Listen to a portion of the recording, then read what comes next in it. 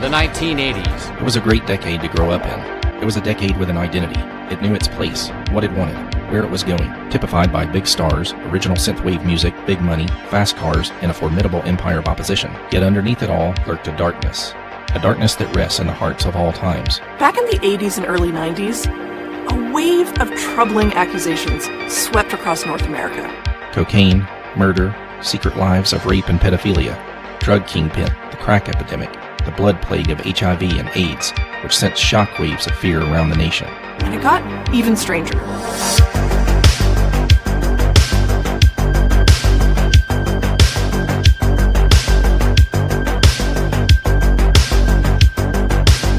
And intense scrutiny on the activities of satanic cults. Stories of devil worship and satanic cults corrupting young minds. Much of what you will hear tonight is just plain horrifying. Satanism, human sacrifice, sexual torture.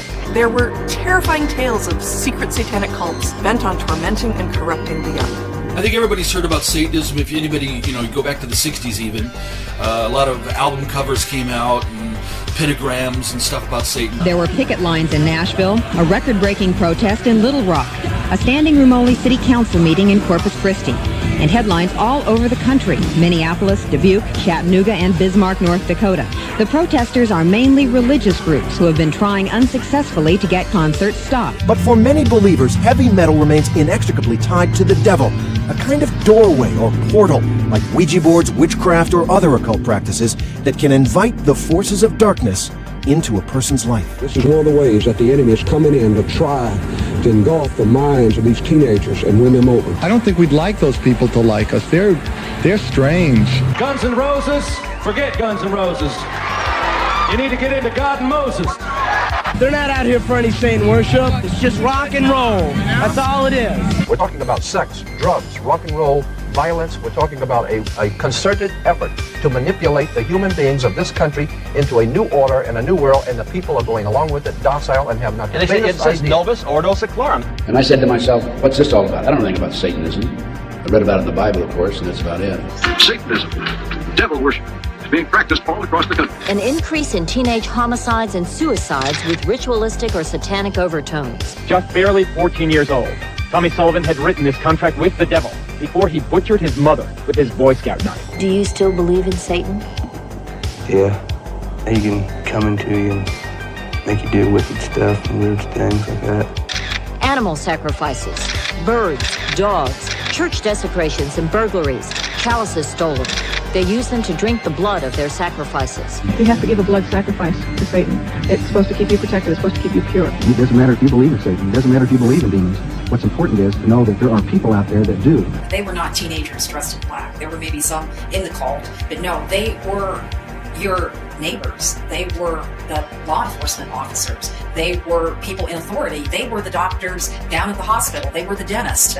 They are the prominent, what you would look at as maybe prominent members of the community. I have information from various sources that judges, law enforcement, prosecutors, attorneys, doctors, and many prominent individuals, including actresses, professional football and baseball players, are involved in these type of activities. Like communist cells in the 1950s, Satan was leading cells all throughout America. Like the communists, Satan was just there, infecting the world. We in this place declare war on the kingdom of hell in Houston. And I would say that this is almost as an underground epidemic. Authorities search frantically for evidence of an apparent ritual abuse epidemic across North America. There are, in my estimation, over 3 million practicing Satanists in America today. Whether a Satan exists is a matter of belief, but we are certain that Satanism exists. To some it's a religion. To others it's the practice of evil in the devil's name. It exists, and it's flourishing. SRA involves crimes against children that are so horrible that many people don't want to believe it exists. The children have incredible imaginations. And it's not out of the realm. Anybody who is a parent who is honest knows what kids are capable of saying. With most people, not only myself, it's such an abhorrent, disgusting thing that I don't think we want to hear it. When we hear of ritual sacrifices, our reaction is one of horrific avoidance. We say things like, this only happened in the Middle Ages. It doesn't mean that children are not telling the truth. But the question sparking major debate in psychiatric circles is whether it's real. It is ritual abuse, Satan worship. Thousands of people going public with ghoulish and perverse tales, usually from their childhood. The essence of what was going on for me as a child is that People were addicted to violence, and people were addicted to getting pleasure, got pleasure out of hurting and killing people. They would put me in cages, they would sacrifice animals, they would have a lot of candles and chanting and bizarre things I had never seen. Did people think this was a fantasy, that you'd made this all up? It was such hocus pocus that it couldn't possibly have happened? Well, I was one of the first to stand up and start to recount these kinds of things and to bring it publicly. And us kids would be made to do things with the adults and the animals, and then a sacrifice would happen. The sacrifice? Were these animal sacrifices? Animals and people. That's the baby right there. Right here? Uh-huh, it came out of her already. What'd they do to the baby? Then David took it and kept throwing it against the wall, and he killed it. He has drawn pictures of a child being sacrificed. He's talked about animal sacrifices. He's disclosed molestation. Why do they do such wicked things in these couples? Because they're pleasing Satan. The lower you become, the more vile you become, the more pleased Satan is with you, and therefore the more power you'll get when you die. And they believe this? They believe it. They absolutely believe it. He was called Lucifer. What did they say about the devil? That killing the people made him happy. What did they say the devil would do to you? They said that if we told that the devil would come and kill our parents. What were they doing to you? Molesting me. What does that mean? What does molesting you mean? Touching us in places we don't want. And then they would threaten us oh, you don't say a word else we're going to come to your house and kill everybody. That was part of the scare tactics. This could happen to your mom and dad if you tell about anything that's happened. As the children disclosed, I became more and more distressed at what they were telling me, because they were telling me things that you only saw in horror films and read in fictitious books. Father had 10 children. He ritually sexually abused them in every way possible. Those 10 children were eventually taken into care. Those 10 children became adults, and between them they had 23 children. Subsequently, the grandfather, those 10 adults, and now the 23 children were all involved in ritual abuse, and grandfather and those 10 adults sexually abused those children in every way possible in a satanic way. NSPCC, which is our National Society for the Prevention of Cruelty to Children, their inspectors that look after children at risk all over the country were reporting that throughout the United Kingdom they were finding evidence of satanic abuse. As a child, my next guest was used also in worshiping the devil, participated in human sacrifice rituals and cannibalism. She says her family has been involved in rituals for generations. Of course, I was a generational Satanist, what they call a generational Satanist, and what that means is that my family was involved in it, and their family before them. When I was very young, I was forced to participate in that, in which I had to sacrifice an infant. And the purpose of sacrifice is to what? Is to bring you what? What are you sacrificing for? For power.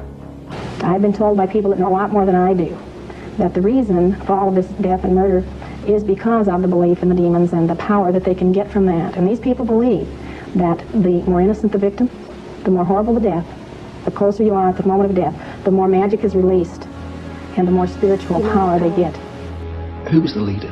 Who was the boss of the gang, of the cult? At home it was my nan. Your nan made you have sex with animals? Yeah. Like goats and donkeys. What would your grandma be doing when these men were forcing themselves on you? Usually laughing. Or smiling. Or having sex with another man. The part that made me believe this child's story was that when he finally said, this baby, he talked about several, but this particular baby had been killed, stabbed again in a different way, but stabbed. He curled up in a fetal position. He was 9 years old when he was telling the story.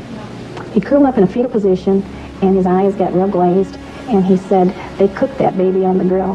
He then went on and told us how they would cut out the heart, or they would cut off the sex organs. They would save them in the refrigerator, in the freezer, and this is a very typical thing that these kids talk about. They worship the sex organs. Baby killings, ritualistic rape, cannibalism. It seems like the stuff of supermarket tabloids or trash TV. I need each one of you to know this is not a fairy tale. This is not something out of science fiction. I was a mom who ran a charity and baked oatmeal cookies for my kids. And because my children are victims, I have to stand here and I have to tell you these horrible stories. This cannot happen to any more children. We could dismiss all of this easily, except for so many similar stories told by so many survivors. I guess the thing that's most compelling to me as a clinician is to hear reports from a variety of patients who do not have contact with each other, who report very similar stories. While most ritual abuse cases never come to trial, there have been several criminal prosecutions that resulted in convictions. In most cases, the ritual aspect was not introduced in court, but was clearly indicated by the accounts of the victims. Numerous civil cases incorporating claims of ritual abuse have been successfully litigated. In Dade County, Florida, Frank Fuster and his wife were convicted of ritually abusing children at the daycare center they operated in their home. Children at the center said the Fusters made them drink urine, eat feces, and engage in sex acts during preschool games. The case horrified the community, and the prosecutor called the Fusters' systematic abuse of the children, quote, outrageous.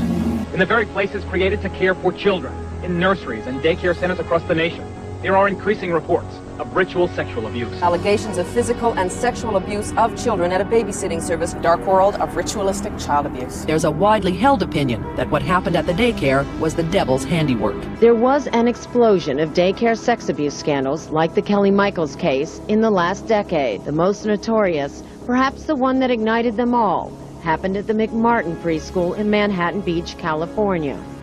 Let's talk about the McMartin case. In 1983, a mother of one of the Manhattan Beach, California preschools, known as the McMartin Preschool, reported to police that her son had been sodomized.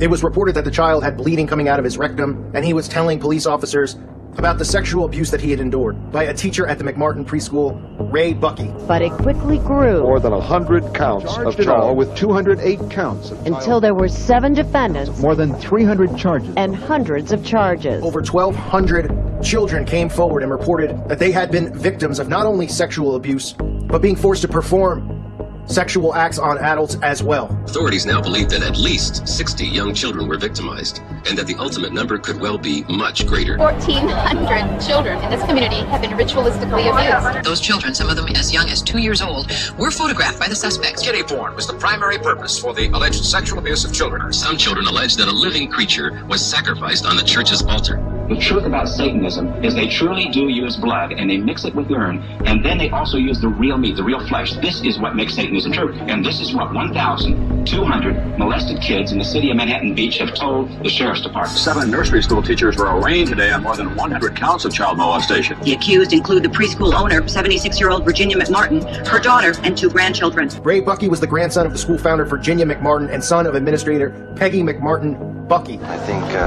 adults have had a lot of influence on their children. Raymond Bucky, his sister Peggy Ann, Hi. Their mother Peggy McMartin Bucky, grandmother Virginia McMartin, and 3 teachers were all charged with sexually abusing 18 children at the McMartin preschool.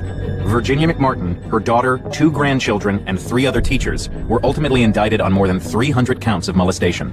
The kids, there were 5,500 kids that went through that school over a period from 1966 until this situation was alleged to have occurred, the molestation of kids. The parents would drop the kids off there in the morning, go to work, come back at night, pick them up.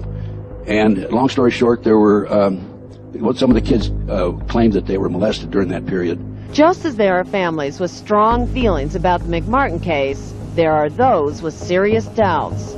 There's no case. The case should never have gone to trial. Newspaperman Cody covered the McMartin trial and says the real culprits in the case were the social workers that investigated the early McMartin complaints. In my opinion, the therapist led the kids into making these false disclosures. We have heard it 100 times or more from children. The same things, the same games, the same description. No pornography that could be linked to the abuse that the children were describing has ever been found. There should have been little animal carcasses. There should have been bodily fluids all over the preschool. They didn't have any of that. You think those kids were abused? There is no evidence presented, to my mind, that the kids were abused. It was obvious in the interviews that all kinds of techniques were highly suggestible, highly pressuring, and is capable of creating false memories of abuse in children, often permanent memories. Children don't make up elaborate lies that this would have to be if it was a lie, which I know it is not. So the defense used this as an argument saying that they were leading the witnesses, that they were manipulating these children by the Children's Institute International, the CII of Los Angeles, which was a Los Angeles abuse therapy clinic run by Key McFarland. They claim the interviewing techniques used during investigations of the allegations were highly suggestive and invited children to pretend or speculate about supposed events. The parents start to talk to their kids, and then they start to talk to each other, and then they start to compare notes, and pretty soon emotionally involved parents are engaging in leading and suggestive questioning of the child. I mean, I don't know how many times over the years I've thought, well, maybe they really did. Maybe they did brainwash our kids, and this is all just a bunch of baloney, and we'll just wake up from this bad dream. But the reality, I don't think that's the reality. Mary Mae Chiappie's daughter, Elizabeth, was 3 when she attended the McMartin preschool. She's 13 now. Is there any question in your mind it happened? No. Is it possible at all, when you look back now, that some of these memories you have are memories that the therapist told you about, that may not be your own memories? No, there's no doubt. I remember tunnels. They were kind of like a subway tunnel, but it was a long, like a circular tunnel, and there were lamps, like the oil lamps, every so often, and it was a dark tunnel, and there were pictures of the devil on the wall. And the tunnel went right on across, all the way over to this wall. The children said that they were taken down into the tunnel and brought up into this triplex next door, and then they were placed in cars and taken out into the communities and prostituted. They were involved in various ceremonies, including ceremonies in a chamber underneath the school. They claimed there were tunnels under the school. They claimed they were molested under the school. They claimed there were children that were sacrificed, satanic type ceremonies, adults in robes chanting without any clothes underneath and candles, the whole 9 yards. We were probing all over the school trying to find some evidence of tunnels, and it was like finding a needle in a haystack, really. In 1985, the district attorney looked for tunnels at the site but found no sign of them. The authorities received this complaint in 1983. They began their investigation. The authorities finally, in 1985, went out and decided to look for the tunnels because they said the children were hallucinating. Prosecutors came in about 2 or 3 days and lifted tile, and they didn't see any indication that there was any break in the floor, and that's all they did. This was the wall, the west wall. After the acquittals, Ted Gunderson helped Jackie McGauley. The backhoe went straight down the lead an excavation at the McMartin site. They say the dig revealed that tunnels once existed under the school. It was about almost a 50-foot tunnel. Through it all, the Buckies remain steadfast about their innocence. When I'm very nervous, I probably said some things that are not quite correct, and I'll grant it and I'll admit that. Including Mr. Bucky, whether or not you molested children in this case? No, Mr. When I know that I did not molest children ever in my life. Hung jury on Ray Bucky, the accused, and Virginia, the grandmother, was acquitted, and they retried Ray Bucky in the second trial. Had an opportunity to take control of the property. Within 34 days, we documented that there had been tunnels under the school. The kids said they were taken through the tunnels, up into a trap door, the triplex next door, put in automobiles, and prostituted. 2, 3, 4, 5-year-old children taken out in the community, used as tools. So we documented that there were tunnels under the school that had been filled in. I called the DA in the second trial. The DA refused to do anything about it. The tunnels found at McMartin Preschool. A preliminary report. We found a 9-foot wide subterranean entrance under the west wall of dog room. There were 4 classrooms. That was Ray Bucky's room. 45-foot tunnel. 9-foot wide subterranean entrance found under west wall of the, quote, dog room. Classroom 4. Blank classroom. A 45-foot tunnel, 9-foot wide, subterranean entrance found under the west wall of the dog room. Classroom 4. Avocado tree roots on both sides of the entrance. A 9-foot wide chamber was found along the tunnel across classroom 4. The top of the chamber and the top of sections of the tunnel had layers of plywood covered with tar paper, which had apparently been supported by cinder blocks and 2x2 and 2x4 wooden posts found underneath. Tunnel features made it evident that the tunnels had been hand dug. Tunnels were 30 inches wide to 44 to 46 inches deep, with the top of the tunnel 30 inches under the classroom floor. The footing between classroom 3 and 4 was arched, where the tunnel passed beneath and was 12 inches shorter in depth at this location. The tunnel proceeded south, then 45 feet through classroom 4 and 3 and north, then 10 feet within the classroom 4. The tunnels were 30 inches wide, 44 to 46 inches deep, with the top of the tunnel 30 inches under the classroom floor. The children were able to walk through it. We're talking about young kids now, right? The adults had to stoop down and walk through it, but they could do it. 4 large upright containers were found in the tunnels under the arch, obviously hand-placed. A 9-foot wide chamber was found along the tunnel under classroom floor, or classroom 4. 4 large upright containers were found in the tunnel under the arch, obviously hand-placed. A 9-foot wide chamber was found along the tunnel. Tunnel features made it evident that tunnel was hand dug. 7-foot tunnel extending into the triplex next door. 7-foot tunnel extending into the triplex next door.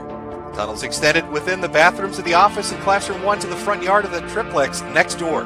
Children described entering and exiting tunnel in the triplex yard exactly where the tunnel and exit were found. Tunnel extended from the bathrooms off the office in Classroom 1 to the front yard of the triplex next door. Front yard concealed from street by 3-car garage. Children described entrance and exiting tunnel in triplex yard exactly where the tunnel and exit were found.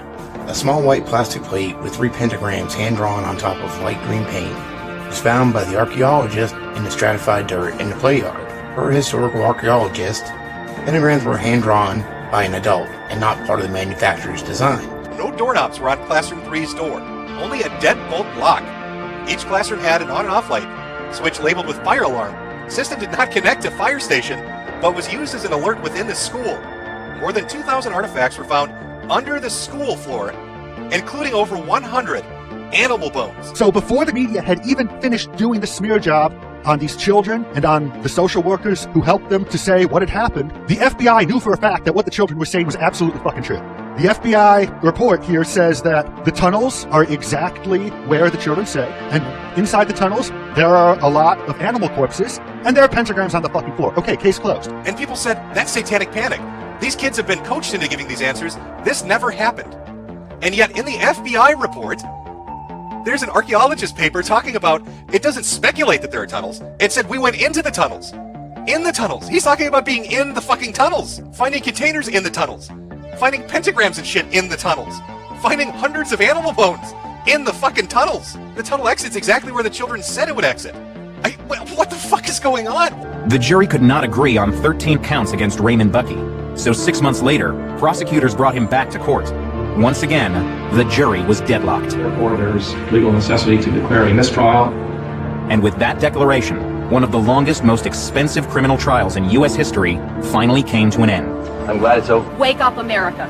This is your wake-up call. I want people to know that it did go on, and that it still does, and that it probably still will go on. We believe the children because once upon a time, we were the children, and nobody believed us. These people, the satanic movement in the world, has set up preschools throughout the world for the purpose of getting their hands on our children. Do you dismiss that as a child's fantasy, or do you take it seriously? Well, as a policeman and as a father, I obviously take it very seriously. Very seriously indeed. Now, if satanic abuse is really happening, why is it so hard to prove? And if it isn't, why would people make it up? On April 28, 1991, the Omaha World Herald carried a story along these lines, titled Satanism.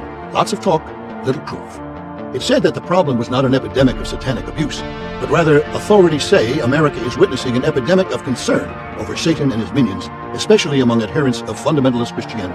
What I know clearly, because I've had this argument thousands and thousands of times, is those people who choose to believe that this is going on, there is simply nothing that you can say to them that will change their mind. No matter what you say, they have an explanation. The Tribune cited Kenneth Lanning, the Federal Bureau of Investigation's expert on occult crime, on the virtual non-existence of ritualistic abuse. Special Agent Lanning, you've looked into this hundreds of cases. Have you ever found one shred of evidence that this exists? I think what we need to back up for a moment here, what is very important is to understand that one of the greatest impediments to any meaningful discussion about all of this is the lack of a uniform and consistent definition of what is ritual abuse. Most of these victims describe a whole continuum of victimization, and it's not a matter of it's all true or it's all false. Parts of it can have more validity and accuracy than others. What there isn't any evidence of is the extreme end of what these people describe, and that would be the organized intergenerational cults, the baby breeding, the human sacrifice. It is that part of it for which there is no evidence.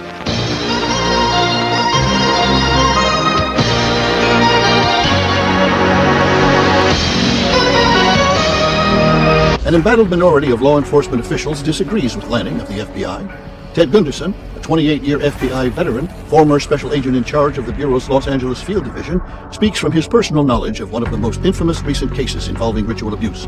Gunderson commented on the effect of Lanning's disclaimers. In my opinion, other than Satanists active in the United States in the 20th century, Aleister Crowley, Anton LaVey, and Michael Aquino Ken Lanning is probably the most effective and foremost speaker for the satanic movement in this country today or any time in the past. They have to keep making the conspiracy larger and more exotic and more bizarre. So they have to be breeding babies. They didn't record their births. They're baby breeders.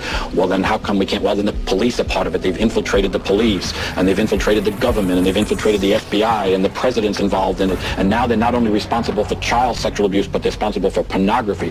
From there, it went to pedophilia, pornography, prostitution, corruption in the courts, law enforcement, corrupt, prosecutors, corrupt. And the centerpiece of the entire web is the use of children for sex and drug dealing and drug couriers, the compromising of politicians, the compromising of businessmen, the worst of all, the corruption of key institutions of government that have the duty and responsibility to make sure these things never happen.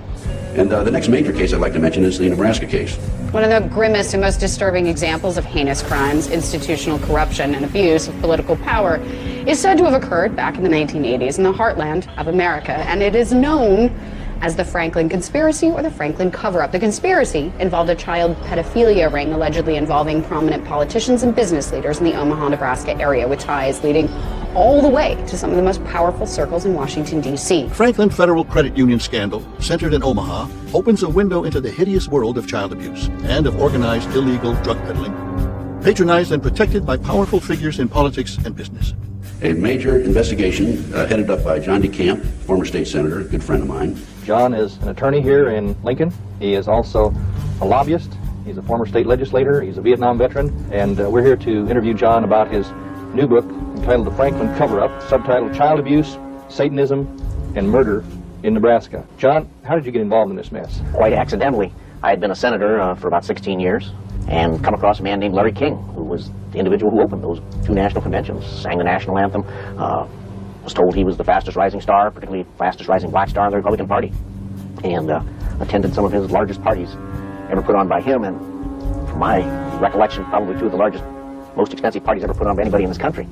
And so when the Franklin Credit Union failed, I had more than a passing interest in observing and following up and seeing what it was all about. The credit union was closed, for the information of our viewers, on November 4th of 1988. The FBI and IRS came in and closed it down. Right. National media interest in the case flickered in 1988 when the Franklin Community Federal Credit Union was raided by federal agencies and shut down. Franklin's manager was Lawrence E. Larry King Jr., then 44, a rising star in state and national Republican circles, and officer of the National Black Republican Council. King sang the national anthem at the GOP national conventions in 1984 and 1988. Franklin Federal Credit Union was a small people's bank in Omaha, Nebraska. Larry King was general manager. Thank you. This is especially an exciting day for me.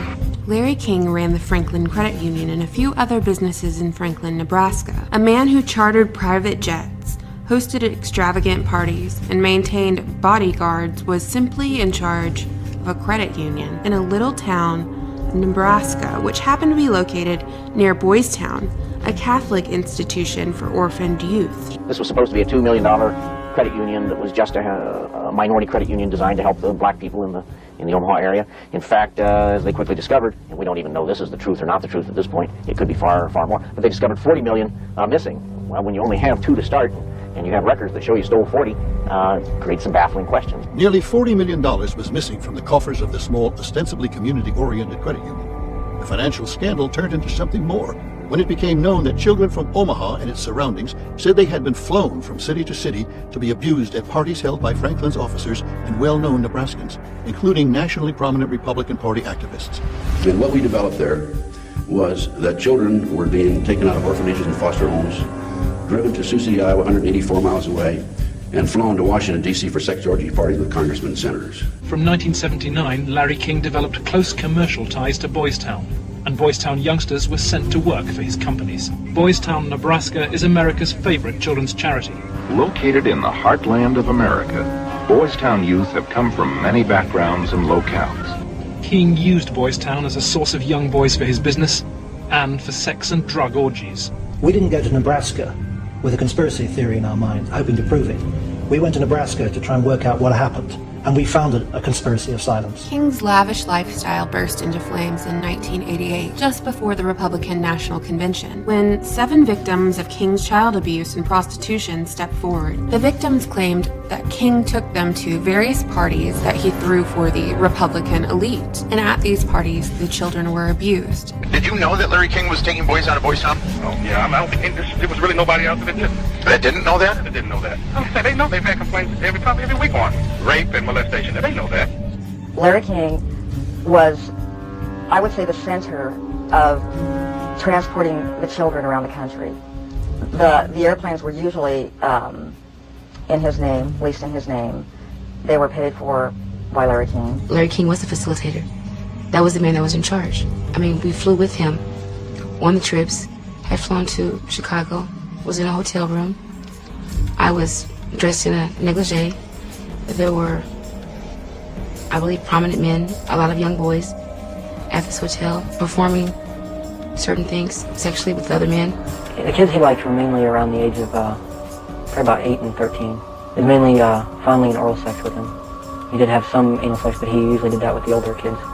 Didn't care, wanted sex, nasty, I don't even know if you can call it sex, and take it any way he can get it, pay for it, he'd like to, but if he had to take it by force, he would. But children were not merely abused.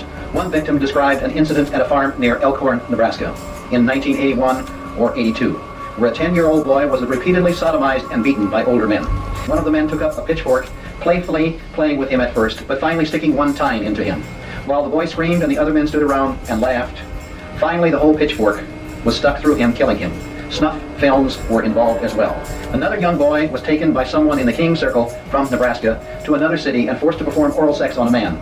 As the abuser reached orgasm, he shot the boy in the head with a pistol, all of which was filmed. Larry King was more violent, more sure of himself, I mean, I would, see him fuck a 10-year-old boy in the ass, until he bled, and, just pull out and stop and, push him down, and then go out and, meet with decent people.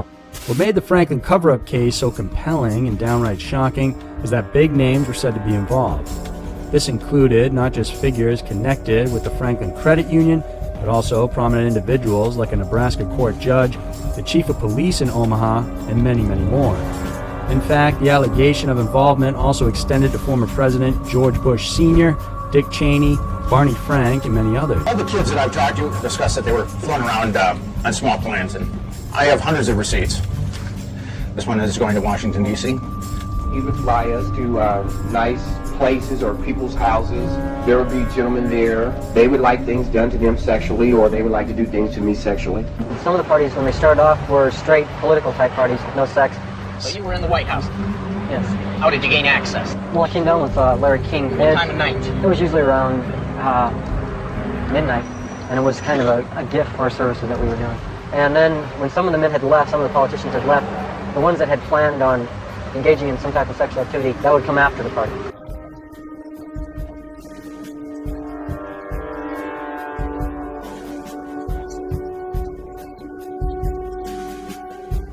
The paper reports that 2 of the male prostitutes were given a late-night tour of the White House last year. The White House press secretary, Harlan Christopher, said he knew nothing of this investigation. Homosexual prostitution probe ensnares officials of Bush-Reagan White House call boys given midnight tour of the White House.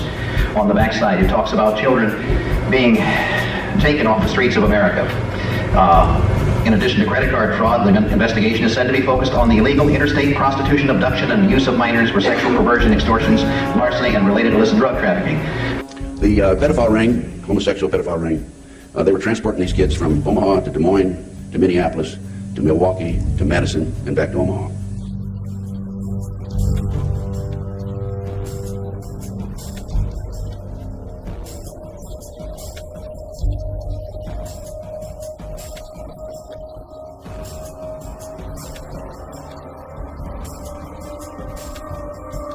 One of King's victims who spoke out 2 years before there even was a Franklin scandal was Paul Bonacci. He told an incredible tale of an underground network of adults who kidnap and sell children for sex. But Paul Bonacci, when he was 10, 11, 12 years old, was recruited by these people to be one of them and to act as a buffer and in shopping centers, parks, public places, to attract the children his age over near the car.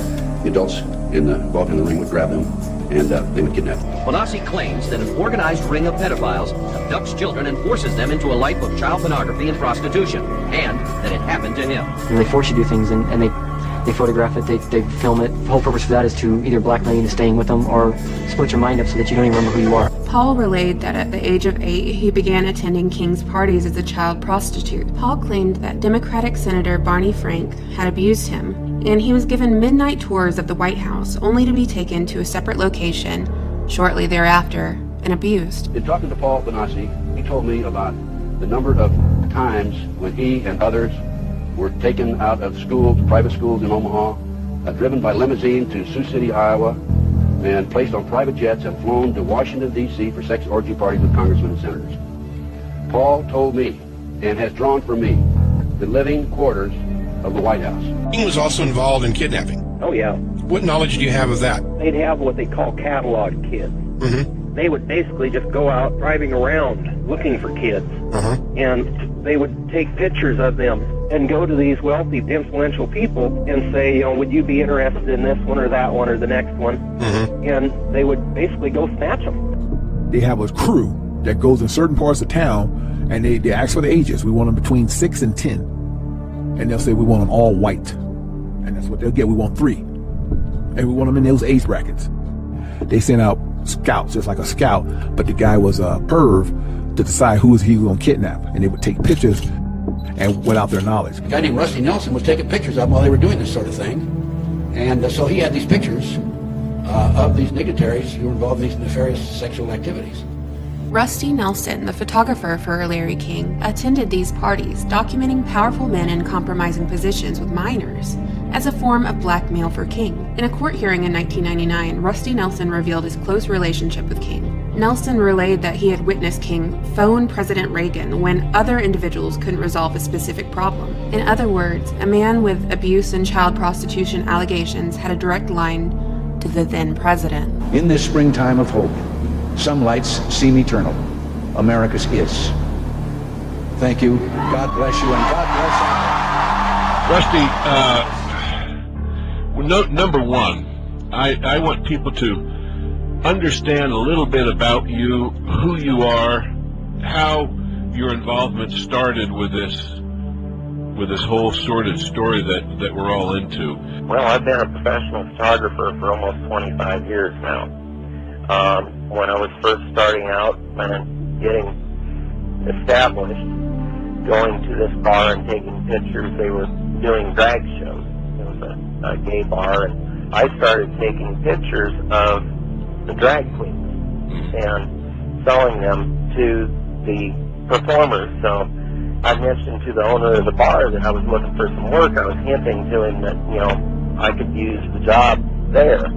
Lo and behold, he hooked me up with Larry King. And I had no idea who Larry King was. And a lot of it was me handcuffed with my hands behind my head and my feet tied. And most of the time, Larry King took pictures quite a bit during that time. At first it was, everything was all hunky-dory. I didn't see anything wrong with anything at all. Everything, from just, touching to,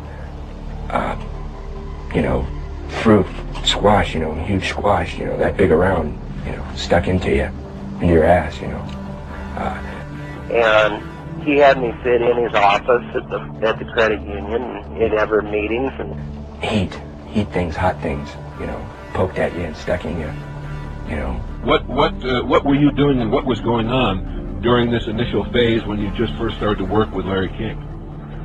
Well, we were going around. He was doing fundraisers and things like that. $5,000 a plate, suppers and things like that.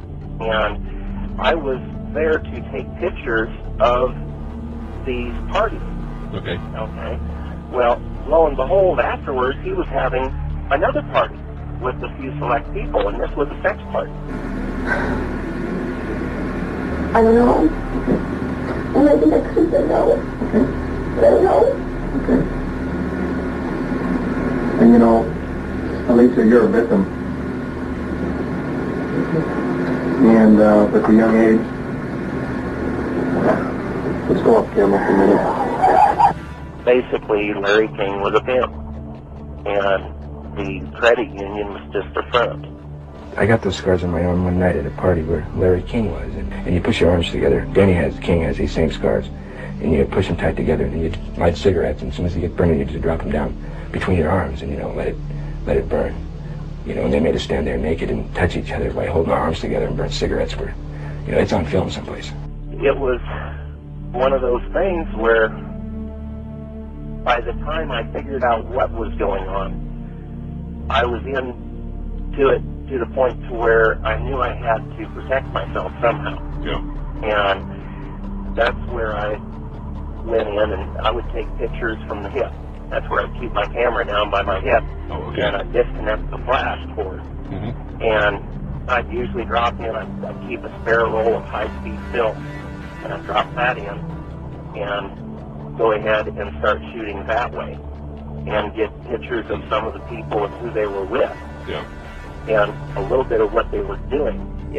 For instance, what I've been told, there are 23 children that have been to the White House very quietly. The after-hours tours, yes, they do have them. And the kids that would go there would never be seen again. And they may go a few times or that, but it was all hush-hush. Yeah. When they were done with them, it was done. And you never saw them again? Nope.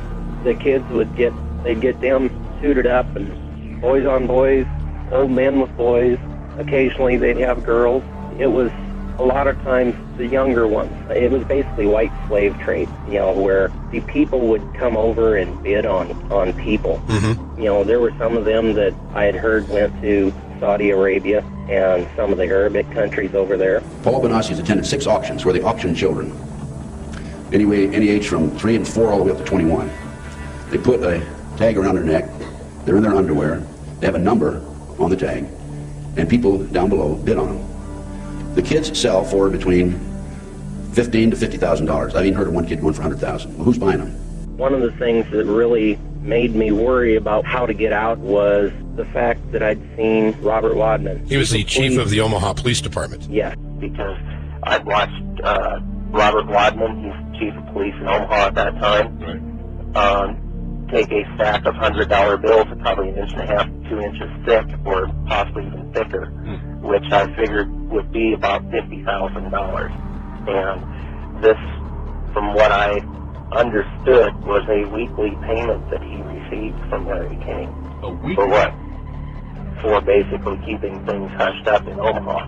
Wadman was pretty deeply involved in abuse of the kids, was he not? Yeah. Yeah. One of the girls that he frequented was Alicia Owen. Okay. I do remember that Alicia Owen's allegation was that Chief Wadman had made her pregnant. Let me ask you this. You were talking about him paying Wadman, Chief Wadman of the Omaha Police Department, who, by the way, is gone, long gone from there, as I understand he's out teaching law in Utah. There was one instance where Colonel Michael Aquino came to a motel room, and he got from Larry King a suitcase, and it was filled with bearer bonds and cash. There was millions of dollars in that thing. It was for the Iran-Contras. What about Warren Buffett? Warren was in more than he would like to be known. Yeah. Because I know DeCamp, his name shows up in DeCamp's book. Yeah. And of course everybody knows who Warren Buffett is.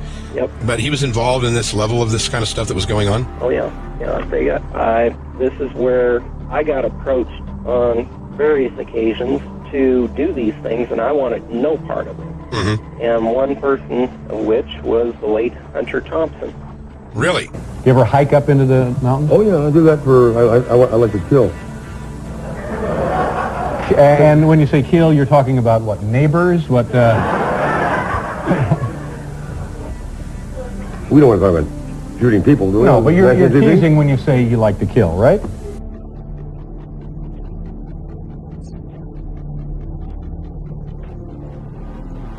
So Hunter Thompson approached you about doing a snuff film? Yep. Okay. He was introduced to me by Larry King, and he offered me $100,000 to shoot a snuff film. Or actually, Larry offered it to me, but it was through him. Yeah. Larry really pressured me to do it, and I wouldn't do it. If something goes down, nobody will ever believe you if anything's ever said to them about what's going on. Meaning the people that were there and their position in government and society. There was one night where there was a presidential limousine, and the Secret Service had swept the place beforehand. Yep. And they kept it secured for a couple days. And, you know, that's what went on. Well, do you think the things that were involved in the Franklin scandal were to compromise people and so that they would have political advantage over them? Oh, yes. Yeah, there was blackmail and all that done. It was they basically had a honeypot scheme set up, you know, where they would get political people or people in power or that have money or whatever to engage with sex with men or underage kids or whatever, and then either they would be videotaping it secretly or somehow recording it. There was a house in Washington, D.C. where a lot of the children were flown to, and there would be like pedophilic parties, pedophilic orgies. And this house was wired for audiovisual blackmail by a CIA asset named Craig Spence. This individual here is Craig Spence, who was a lobbyist in Washington, D.C., but who purportedly had connections to the CIA and was tied up in this homosexual prostitution inquiry that famously made the cover of the Washington Times in 1989. Spence's Washington, D.C. home had been wired for video and audio surveillance, according to him, by people connected with the CIA. Spence was a Republican lobbyist and was also part of the Franklin Community Federal Credit Union. Later on, he openly expressed his fear he would be killed by the CIA and his death made to look like a suicide. True enough, Spence was found dead inside his hotel room, and the coroner declared his death a suicide. I had been in the business for a year or so when I answered the casket hotline. The caller said his name was Craig Spence, and I found him to be quite garrulous. Typically, the initial phone call placed to me by clients was brief, and they often provided a pseudonym, but Spence disclosed that he was a lobbyist who lived in D.C.'s upscale Kalorama neighborhood. He requested a young, boyish escort, 18 or 19 years old. I phoned Jimmy, and he sent an escort to Spence's home. 2 hours later, Spence phoned again, requesting a second escort, which Jimmy quickly dispatched to his residence. At the time, I found my conversations with Spence extremely perplexing, and I will forever woefully regret the day that he contacted me. Spence started phoning me almost every day, and he spent up to $20,000 a month on escorts, becoming my most prolific and lucrative client. The vast sums he spent on escorts translated into well over 100 sessions a month. I was puzzled by his exorbitant expenditures, so I questioned the various escorts who had been dispatched to his residence about their respective encounters with Spence. Some described bacchanalian orgies. Other escorts who had one-on-one encounters with Spence described his penchant for extreme depravity. He was fond of being shackled, fettered, and whipped, and he also had a predilection for being beaten up and urinated on. Spence was certainly an enigma to me, because I sincerely wondered how he became so deranged. The revelations unfurled by the escorts who called on him prompted me to send only extremely seasoned escorts to his house. I had been interacting with Spence over the phone for a couple of months when he invited me to his Kalorama home. Given the anecdotes that were conveyed to me by the escorts who had dealt with Spence face to face, I felt apprehensive when I drove to his home. I was met at the door by one of his security personnel who escorted me into the living room, which was beautifully furnished and decorated. Spence and an African-American man in his 40s were reclined on the living room's chocolate-colored sofa, and I was directed to a leather chair that was adjacent to the sofa. And after I sat down, he introduced me to Larry King, his African-American friend. Spence certainly didn't come across as the reprobate described by the escorts, but rather he appeared to be a refined gentleman. After Spence's perfunctory introduction, he launched into a long-winded soliloquy. His initial remarks were of a resume of sorts. He said that he was a lobbyist as well as a consultant for various interests in Japan and the healthcare industry. Spence then told me that he had, quote, friends who were perched at the pinnacle of power. He emphatically stated that he held the reins to omnipotence, and he had the ability to make a life-altering phone call. He repeatedly reiterated that he could make, quote, life-altering phone calls. After Spence concluded expounding on his power and connections, he discussed my role in his grand vision. He made it crystal clear that my escorts were interacting with the most powerful men in the country, so the caliber of escort was imperative to him. He required the highest quality escorts who were punctual and impeccably dressed. He required escorts who were articulate and appeared to be college graduates.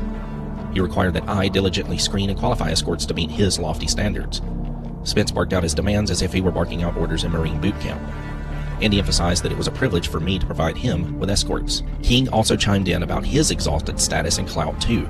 I felt like Spence was putting on a show for King, but King wasn't an individual who acquiesced to being outboasted. They pumped themselves up. King then made a number of disclosures that I found to be absolutely bizarre.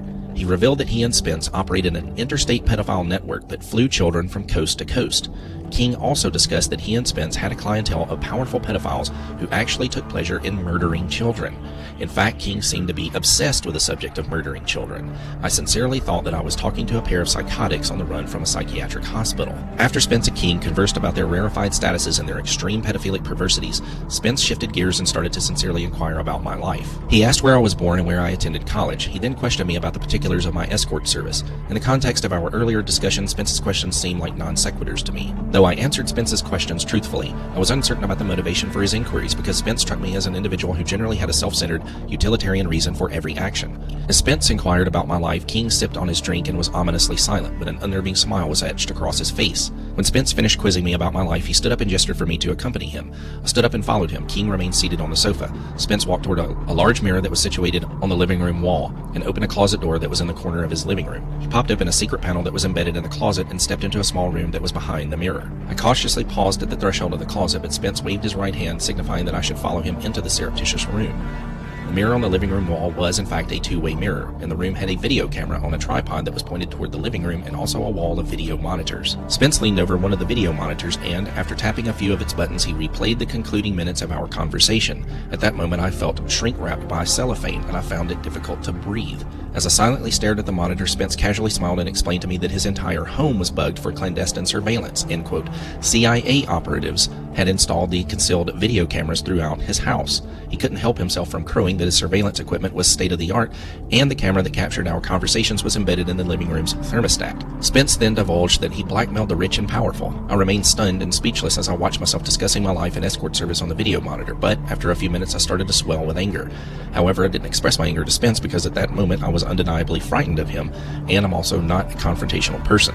Once Spence had flaunted his blackmail equipment, he dispensed a grave threat about the, quote, consequences if I uttered nary a word relating to his concealed cameras. He then dismissed me. As we sat in Spence's living room, Spence and King once more broached the subject of me procuring children for them, but they started becoming extremely aggressive.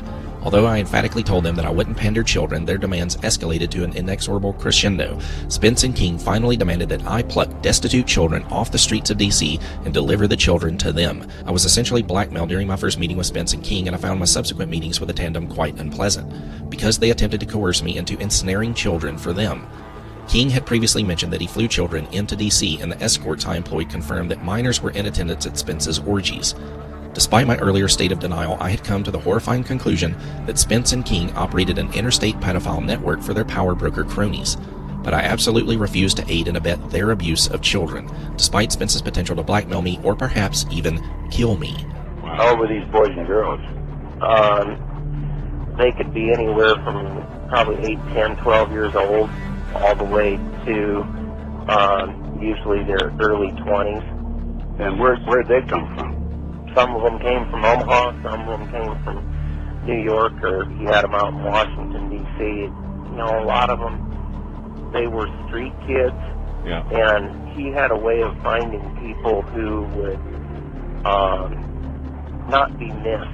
He'd find somebody out on the street, and he'd bring them in and feed them, clothe them, give them a real nice, glamorous life.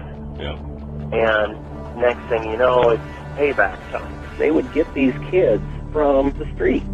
He'd offer them a life, and they didn't realize that he was going to take it. Well, how much was drugs involved in all this? Very much. From what standpoint? Drugs was a strong part of how they got control of some of the kids, because that's what some of the kids were there to get. They would do the sexual acts and then be provided with cocaine or whatever type of drug they wanted. There was a party that I was at in Washington, D.C. on Embassy Row, where he had the table laid out like you would a fine buffet. Well, they had little salt dishes with razor blades and spoons and with, you know, the little straw on them. Yeah. And a bowl full of cocaine in a punch bowl. And again, these are people, politicians and people like that who are attending these parties and partaking in this. Some of these things were cloaked in secrecy because a lot of them were instigated out of the back. That's the Air Force Base in Omaha. That's Strategic Air Command. What did they have to do with it? That's where a lot of the MK Ultra things went on. The mind control. A lot of the kids were brought in. They were either drugged or they'd take them through this MK Ultra and do the mind control. Larry was very good at that. And what about these snuff films? Did he do those indoors or outdoors? They were usually done out of the way. They were places that, like an old farmhouse or something like that, where they would sacrifice somebody. Well, who would they sacrifice? Basically, they could take one of the kids. So the kids that have been kidnapped or otherwise? I guess. As far as I could tell, that's where they come from. He had a daycare center in Omaha that he ran as a non-profit. What was Larry doing at the daycare center? Oh, he was finding kids. Okay.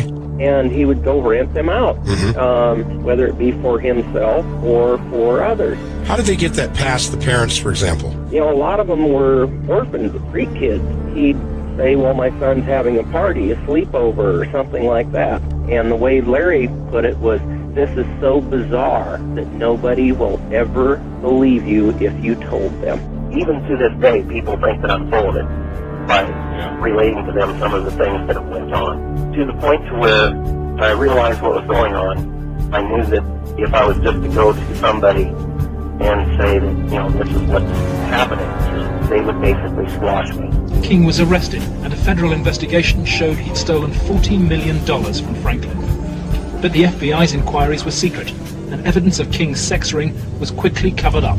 They didn't ask me very much about Larry King. They treated the allegations that I made about the people who abused me almost like a joke. A list of 271 victims of King's abuse was compiled, all recalling the same story, being taken to parties by King and abused by prominent figures. And the information presented to the Foster Care Review Board, either via the telephone reports, the personal reports, or the reports we reviewed, Larry King's name was consistently present as someone that the youth were making allegations against. I turned that information over to authorities, and nothing happened. I would say we handed over at least a foot-high amount of material. Generally speaking, the allegations were ignored. The New York Times revealed that both federal and state investigators were given thousands of files from abused children and their testimonies, but instead of bringing those victims justice, Douglas County and federal grand juries ordered the files to be sealed, neglected to interview witnesses, and even filed charges of perjury. And what happened when all of this came to light? The FBI stepped in and cross-examined every one of the children and told them if they did not recant their testimony, they would be liable to as much as 530 years in prison for perjury. They were grilled for hour on hour. The ones who didn't recant ended up either dead or in jail. The media immediately started discrediting the witnesses. The paper never looked for information that would support any of the allegations. The whole purpose of the stories was to destroy any credibility that these youth may have. I was very disappointed with the way the FBI and law enforcement treated the victims. They, in fact, turned them into the offenders, so to speak. This is unprecedented, probably in the history of the United States, commented Dr. Judy Ann Denser-Gerber, a lawyer, psychiatrist, and nationally prominent specialist on child abuse, during her visit to Nebraska in December 1990. If the children are not telling the truth, particularly if they have been abused, they need help, medical attention. You don't throw them in jail. It's not going to be believed, they said. It will not be believed. You will be found guilty of perjury. They weren't telling me maybe. They were saying, there's no way. You go on with this story, you're going to jail. That was said to me direct. And instead of taking the evidence that was delivered to them by the victims and interrogating the persons who the victims identified, they seemed to bear down and try to get the victims to change their story. The FBI's attitude was, just no, these kind of things don't happen. From the first interview when I went, and realized they don't believe a fucking thing I'm saying, they were just appalled, but I realized what that look in their eye was back then. It was fear. It was fear of every, I had witnessed, firsthand things that would, destroy this city, people, a position, what I mean? Pedophilia owns this nation. Pedophilia is part of what we're talking about. And the hiding of the pedophiles is being done by none other than the FBI. You literally have to have bricks for brains to take on the FBI in this country. And that's exactly what you have to do this properly. They now, in my opinion, in my investigation, are the architects of the cover-up. The FBI has been informed as to everything that has come out of Benassi's mouth, and that was done by his attorney, John DeCamp. I submitted it to them, And it was like a forbidden zone I'd entered where they won't even communicate on it or talk to you or even reply. Under pressure from the FBI, Troy Bonner agreed to tell a Douglas County grand jury investigating Larry King that he and Alicia Owen had concocted the entire child abuse story on payment of a $500 bond. Troy Bonner was to be the star witness against Alicia Owen, but he grew uneasy about maintaining what he claims were the lies fed to him by the FBI. But when his brother Sean died in an inexplicable gun accident, Troy and his family were convinced they'd been sent a warning message. And those of us that didn't like to be involved and didn't want to be involved were threatened. For some reason they had to send a signal to every kid who was a potential witness. A signal so loud and clear, if you dare to come forward, if you dare to talk, watch what happens. And when they threatened, that I can go find somebody that will kill you, and it will kill your family, you don't tell anybody. Both grand juries admitted that Alicia Owen and Paul Bonacci, whose testimony extensively corroborated Owen's, had been badly abused. But this was done, they concluded, by persons other than those the young people named. Bonacci, too, was indicted for perjury. Two other victim witnesses, whose stories buttressed those of Owen and Bonacci, recanted under immense pressure. Alicia Owen and Paul Bonacci refused to recant. Every victim witness who stepped forward in any way, or even was a potential witness that somebody heard about, has either been killed, put in jail under some theory or other, terrified or run out of the state, discredited. Is there a way for a well-prepared person to come out attaining justice if they've been falsely accused? Rarely. Is it just the stack is just so... a lot of money. It takes a lot of people behind you. And, if you're just one person, you have to rely on public defender. You might as well kiss it goodbye. Obviously, the FBI was protecting something a lot more significant than a bunch of old pedophiles having improper relations with little boys. They were protecting something a lot more significant than a bunch of drug peddlers. The FBI was brought in because I think one of the few law enforcement entities that had enough power, enough resources, and the wherewithal to be able to do such a massive cover-up. If you told somebody, you may be telling the wrong person. Yeah. And it would leak up, whatever, and you may find yourself dead. You may find family members dead. They were protecting some very prominent politicians, some very powerful and wealthy individuals associated with those politicians and the political system, up to and including the highest political people in this entire country. The Omaha World Herald was run by Harold Anderson. Okay. He had a farm place outside of Omaha, and they would go out and have various things out at that farm. Mm-hmm. Okay. You're talking about ritualistic kind of stuff? Yeah. Okay. And some of the kids were brought out there, the ones that were kidnapped. Mm-hmm. That farmhouse played an important role. This is an incredible story, Rusty. How much did Satanism play into the picture there? Was that a big part of it? What was it all about? A lot of that centered around Michael Aquino. Michael Aquino was a high-level officer in the National Security Agency.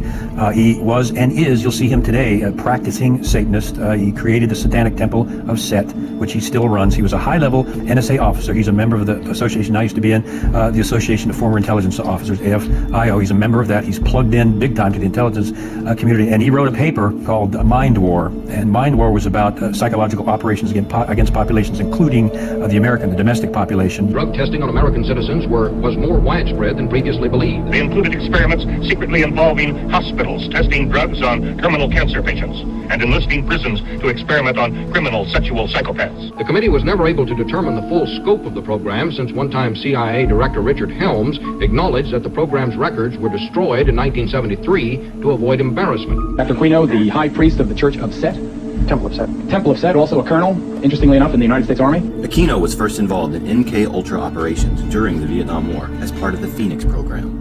As this 1952 CIA memo says, the aim is controlling an individual to the point where he will do our bidding against his will, and even against such fundamental laws of nature as self-preservation. Here's where it appears to have come from.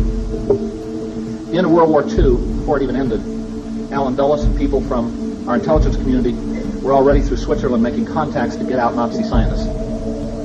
As World War II ends, they not only get out rocket scientists, but they also get out some Nazi doctors who have been doing mind control research in the death camps. They brought them to the United States. Along with them was a young boy, a teenager, who had been raised in a Hasidic Jewish tradition and a background of Kabbalistic mysticism that probably appealed to people in the cult, because at least by the turn of the century, Aleister Crowley had been introducing Kabbalism into satanic stuff, if not earlier. And they started doing mind control research for military intelligence in military hospitals in the United States. And the people that came, the Nazi doctors, were Satanists. Subsequently, the boy changed his name, Americanized it some, obtained an MD degree, became a physician, and continued this work and appears to be at the center of the cult programming today. His name is known to patients throughout the country. What they basically do is they will get a child, and they'll start this in basic forms, it appears, by about 2.5, after the child's already been made dissociated. Basically, in the programming, the child will be put typically on a gurney. They will have an IV in one hand or arm. They'll be strapped down, typically naked. They will have wires attached to their heads to monitor electroencephalograph patterns. And they will see a pulsing light, most often described as red, occasionally white or blue. They'll be given, most commonly, I believe, Demerol. Sometimes it'll be other drugs as well, depending on the kind of programming. They have it, I think, down to a science where they've learned you give so much every 25 minutes until the programming is done. They then, as they have that, will describe a pain in one ear, their right ear generally, where it appears a needle has been placed. And they will hear weird, disorienting sounds in that ear, while they see photic stimulation, external psychic driving to drive the brain into a brainwave pattern with a pulsing light at a certain frequency. Then, after a suitable period, when they're in a certain brainwave state, they will begin programming. Let me give you an example of one kind of programming in a patient at this point in time, about 8 years old, who has gone through a great deal. She would go into a room, get all hooked up, they would do all of these sorts of things. And when she was into the proper altered state now, they were no longer having to monitor it with electroencephalographs. She also had already had placed on her electrodes, one in the vagina, for example, 4 on the head. Sometimes they'll be on other parts of the body. And they would then begin. And they would say to her, "You are angry with someone in the group." She said, "No, I'm not," and they violently shocked her. And they would say the same thing until she complied and didn't make any negative response. They repeated again, "Do you understand?" "Well, yes, but I don't want to." Shock her again until they get compliance. And maybe she'd say yes, but they might say, "We don't believe you," and shock her anyway. Go back and go over it again. And they would continue in this sort of fashion. Come back, they may review what they've done and stop, or they might review what they've done and go on to new material. She said the sessions might go a half an hour, they might go 3 hours. She estimated 3 times a week. This is basically how a lot of programming goes on. No, first, I've been involved in intelligence and psychological operations for about 40 years in all levels of it and across the intelligence community. You are a lieutenant colonel in the United States Army. Correct. Now, and how does the Army feel about you being head of the Temple of Set? The Army has known about my religion for the entire span of my Army career, which began in 1968. The Army has paid very little attention to it, the same as it would to anybody who is, say, a follower of Hinduism or of Buddhism or any other slightly unusual religion today. He was occupied a position at the Presidio, which was a training facility for the U.S. government, and it was uncovered that he was running a pedophile ring. I think 50 kids came out and fingered him as the guy that had done sexual acts on them as children. It went to trial. He walked from the trial. Here charges surface connecting ritual child abuse at the Presidio Daycare Center to the devil cult. It was here, parents and others allege, that as many as 60 young children were ritualistically abused by soldiers of Satan. What actually was done to the kids? Oral copulation, sodomy, defecation, they were urinated on. Some of that ritualistic abuse is alleged to have taken place at the Aquino's home at 2430 Leavenworth Street near the Presidio base. What's more, since that original disclosure, at least 5 other children have made identical allegations. The entire time that the so-called child molestation scandal was occurring at the Presidio, the time period when these terrible events were supposedly taking place, I was assigned to the National Defense University in Washington, D.C., and my wife was out there living with me. Army investigators here at the Presidio base in San Francisco have now formally accused him of ritually abusing young children from the base's daycare center. Indeed, one young girl says she was horribly abused by both Michael and Lilith Aquino at their nearby home. A U.S. Army chaplain made an accusation of child molestation centering on us at the Presidio of San Francisco at a time when my wife and I were living 3,000 miles away in Washington, D.C. But we have a copy of the police report, and the child appears to have identified you. That's not true. But is it not a fact that a 3.5-year-old girl identified you as the alleged perpetrator of molestation? No, as a matter of fact, it is not the case. An accusation was made by her stepfather, who was an Army chaplain, speaking on behalf of this child. In her original interview with the FBI, she denied ever being molested. Well, I've seen you are Innocent until proven guilty. You were never charged in this case. I don't want to belabor the point. I have seen, however, the affidavits for the search warrant of your home, and they indicate the child is speaking to the authorities, not her father. This was after she had been subjected to therapy. But as the police report shows, and the Aquinos know full well, the victim of that attack did identify them both as her abusers, to her parents, to her therapist, and to the army. All I can say is that we have discussed this regularly with the CID, and we have not been told of a single other child that has made such a supposed identification at all. Well, we've been told a couple of days ago that 5 more children have since disclosed. By who? By this mother, that's who.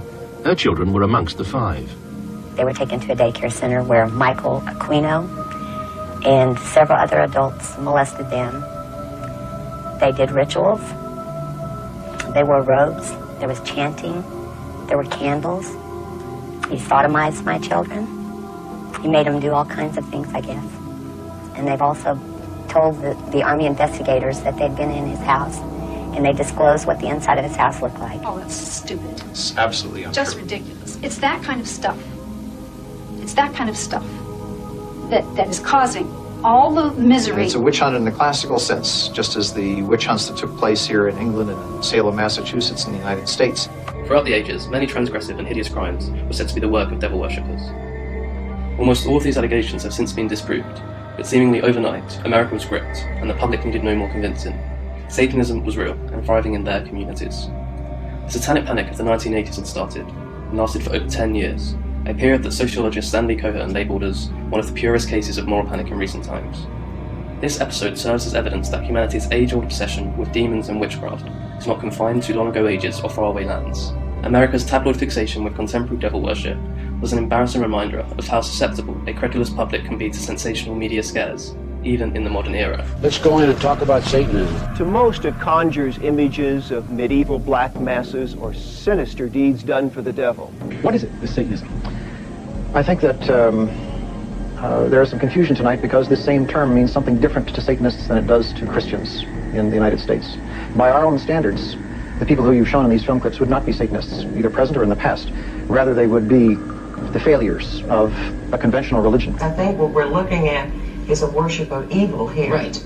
Taking normal or standard religions and perverting them to the worship of evil. Right. Many officials have been reluctant to admit the horrendous ramifications of satanic activity in America and Europe. Ultimately, the purpose of Satanism is to commit atrocities against the Judeo-Christian God, his laws, and his most precious creation, mankind. Christians are the Satanist worst enemy. They are out to torment you. They are out to blackmail you.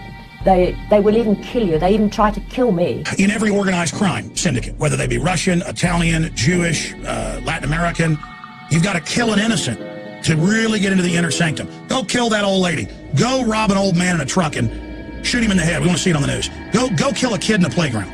Satanism, we are finding, is becoming international and interconnected.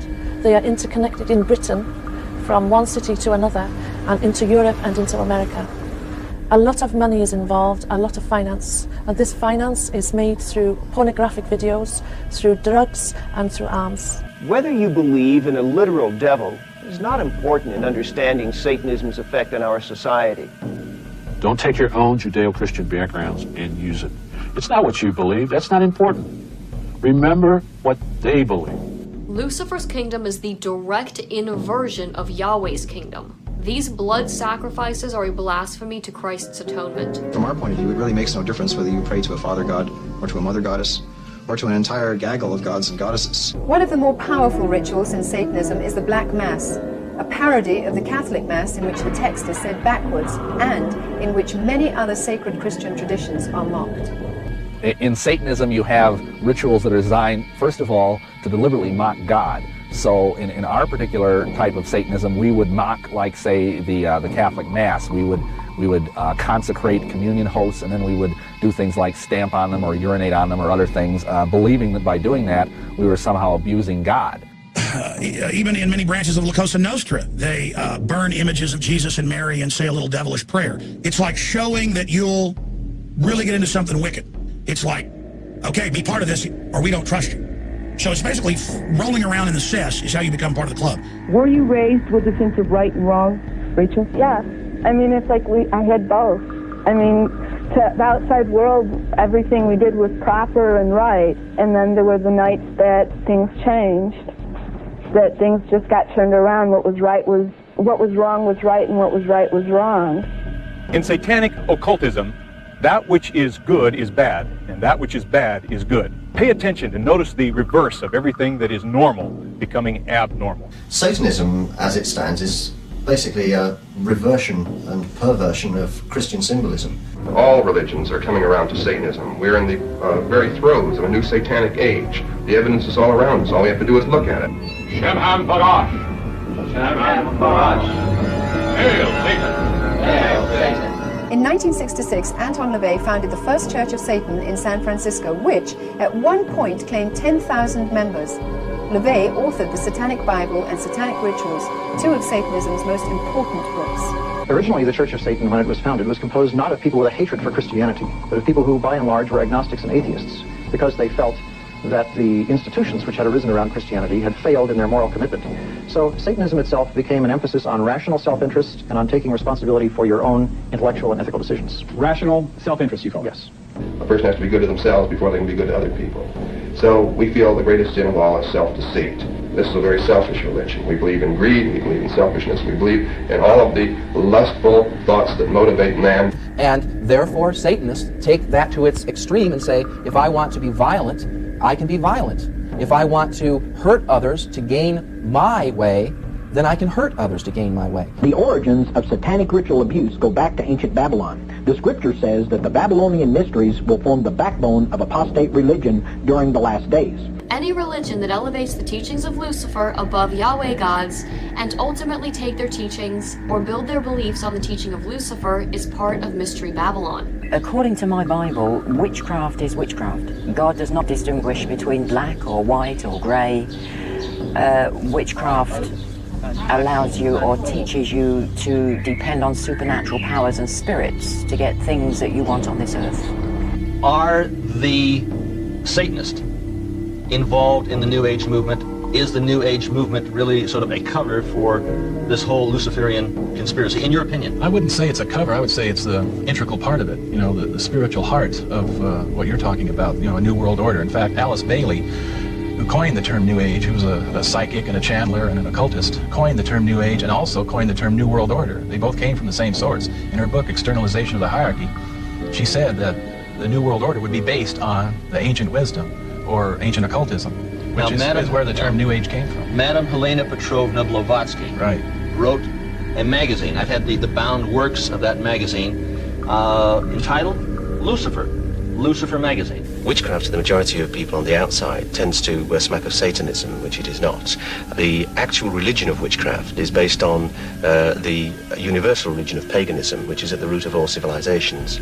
It's a prehistoric religion, and that gives us the sustenance to continue by linking in with the planetary and seasonal cycles and becoming at one with the planet. So most people involved in witchcraft tend to be ecologically minded. They tend to love animals and also be gregarious and willing to help and serve others. And that's as far removed from the image of Satanism as you could get. But bound up in the religion of witchcraft, there is also the practice of magic. And magic is a power. It's an abstract power. It's the power of genius and creativity which courses through the universe. It's nothing at all secular. It can be applied by anyone. And magic is the method or the technique whereby you apply that formula. The power is a natural power. It's one that anybody can use. It actually holds you up. Magic is the intensive creative power which gives you thought, gives you reason to be. It's not secular at all. So therefore, the application of it is a question of technique rather than belief. Once you understand that magic does work, you can use it for all facets. There's been a lot of talk about black and white magic, and it's important to distinguish between the two. There isn't a generic kind of magic which is black. There is magic, pure and simple, but the use of it depends on the good taste of the operator. Now, unfortunately, there are people in creation, there must be room for them, for all potentialities, it's unfortunate, but they do exist, who are more inclined towards the sinister aspects of magic, towards the darker aspects, primarily because it gives them either a vicarious thrill or an excuse for their own sexual abnormalities. So there's nothing wrong with that, providing they do not harm another. We're not evangelical in the sense that we try to push it on other people, but we are here as an access point so that people can reach out to us. We never refuse any inquiries at all. 3 years on, Bray did refuse to be interviewed and threatened legal action when asked to explain his part in the current promotion of Satanism. We're being filmed from the inside, gentlemen. If you look through there, there's a Sanyo video camera being aimed at us. We wanted to question Bray about his publication, The Lamp of Thoth, which has carried want ads for dead bodies, articles advocating sacrificial murder, and is the platform for Michael Aquino's new British recruiting drive. Mr. Bray, we'd like to talk to you about the business you conduct and about the kinds of activities you promote. We'd like to talk to you about articles promoting murder, witchcraft, advertisements calling for dead bodies. There are many people who get into this disgusting business who wouldn't do so without you, Mr. Bray. What a pathetic display. Bray makes light of the dangers of Satanism, but some would say it is dangerous in any circumstances. One ex-Satanist now lectures nationally on what she calls the doorway to danger. Maybe because you're curious. There may be some of you wondering what doorway to danger is all about. Audrey Harper says she was once a prisoner of fear, a recruiting agent for a coven which practiced child abuse and human sacrifice. I think it's a far bigger problem. I think we're only touching the tip of it. When you realise that all these places are self-governing, they can do what they like. They attract homosexuals, they attract lesbians, they attract paedophiles because they can get away with it. Because the covens are so secret, even the Satanic temples are secret. They can shift around. If they think they've been rumbled, they just go to another building. So it is a big problem. But are we talking about just a few people in isolated parts of the country? No, we're not. We're talking, it is nationwide. There is something going on here on an international, worldwide scale right before our eyes, but that so many of us are unaware, and consequently we're not really seeing what is happening. There is, in fact, a conspiracy or a planned world domination coming by this thing that George Bush calls a New World Order. On the back of the $1 bill, there are a lot of important occult symbolism on the back of the $1 bill. On the left-hand side, you'll see the pyramid, and the pyramid of Egypt. That's an Egyptian pyramid on an American dollar bill. The significance is very important. Above the pyramid, you will see the words annuit coeptus, which basically means in Latin, our enterprise is a success, or our project has been crowned with success. And the project, which is a success, is on the banner beneath the pyramid. Novus Ordo Seclorum, being Latin for new order of the world, or the new world order. On the bottom of the pyramid, you will see the Roman numerals for 1776. This exact identical emblem of the pyramid within the circle, the Novus Ordo Seclorum, it was not original in America. It was first found on writings that are today in museums in Europe in the year 1774, 1775 by a man named Adam Weishaupt, who founded the Bavarian Order of the Illuminati, a secret society of Freemasons operating in Europe that had designs on the entire world and to bring about what they call a new world order. Well, I think in this election year, we've heard a lot about values, Geraldo. We've heard a lot that our little children should be saying the Pledge of Allegiance to the flag. Mr. Aquino has identified himself as an Antichrist. He preaches that as leader of the Temple Sat. I don't think I'm misquoting him. I find it inconceivable that we can have candidates talking about one nation under God and having our children say that, yet by the same token, we can have somebody in our army as a colonel leading our troops in battle who are opposed to the very concept of God and whose whole purpose it is to fight against God. Worshipping of Satan is not a crime in the United States of America. It's protected under the First Amendment. They're not committing any crime. There's nothing that the United States law enforcement can do. It's not against the law to be a Satanist or to be a member of a witchcraft group, or to be a doorknob worshiper. I don't really care what your form of religion is. I don't investigate the religion. It's the crime I investigate. There are people that are using the occult, are claiming to be Satanists, and that they are abusing children. We know it. But there are deeper reasons that go beyond mere lust for power and the unlimited drugs and deviant sexual behavior that go with it. I think a lot of people really wonder why these people act like this, why these people sacrifice children, why they are all pedophiles, why they worship a demon, basically. And I think that there's a lot of people that are not okay with just the answer of, well, they're just sick, or, well, they're just psychologically deranged. I think it can be put in one four-letter word, lust. And I don't just mean sexual lust. There is a lust for power that is part of our sinful nature. There is a lust, of course, for sexuality. And there is a kind of, C.S. Lewis talks about it as a spiritual lust, as the kind of spiritual itch to want to somehow reach into the unknown. We're fascinated by it. Okay, a lot of people have this funny notion that Satanism is Anton LaVey and the Temple of Set, Michael Aquino, and the Order of the Trapezoid and all that. That's the flesh, okay? But what is the attraction of these cults, and how are people lured into them? As far as the attraction, I mean, what actually would make somebody become a Satanist? Well, for some people, in my case at least, it was a gradual infiltration. It was a move from things like ESP and flying saucers, and then just a very gradual, many-year slide into finally regarding Satan as my God. The Satanists have merely followed the pantheist way of thought to its logical conclusion. If there are no absolutes, if God doesn't exist, he hasn't set absolute limits to what we can do. So therefore, anything that the self decides it wants, the self can go after. Satanism gives you a sense of power. It gives you a feeling that you have power over your own life. Of course, it's the ultimate delusion, because actually what you have done is you have totally surrendered control of your life to a demented, brilliant psychopath, Satan himself. I think a lot of these kids who are brought up by these Satanists who sacrifice these children in religious rituals. Do you believe that's true? I don't know, I just made that up. Is that true? Well, I can't definitively tell you that it is. What I can say is, I now believe that ritual abuse programming is widespread, is systematic, is very well organized, from highly esoteric information, which is published nowhere, has not been on any book or talk show, that we have found all around this country and in at least one foreign country. I know when I was involved in the Church of Satan, they were very proud of the fact that there was not a single military installation in the world that did not have an outpost of avowed Satanists. Satanists are drawn to the military because of the idea of war and death. You see, they view war as one gigantic human sacrifice. I mean, look at wars. Look at wars that are happening in the world today. Look at the tens of thousands of people that are being slaughtered in warfare today. That's also a kind of human sacrifice. I think we have to consider the possibility that some kind of demonic force is thriving on this and being nourished by it. And that's one of the things that we need to do as human beings, is to separate ourselves from that and say, no, we will not do that. We will not feed that energy. Consequently, when you understand that there is a legitimate, de jure, and real magical system that's based on some very ancient Canaanite, Phoenician Canaanite blood ritual, all kinds of strange religious systems in operation, and that's how I believe the people who are in real power maintain their power, because they've made a pact with an occult force that operates on this earth. The demonic practices of the ancient Canaanites did not cease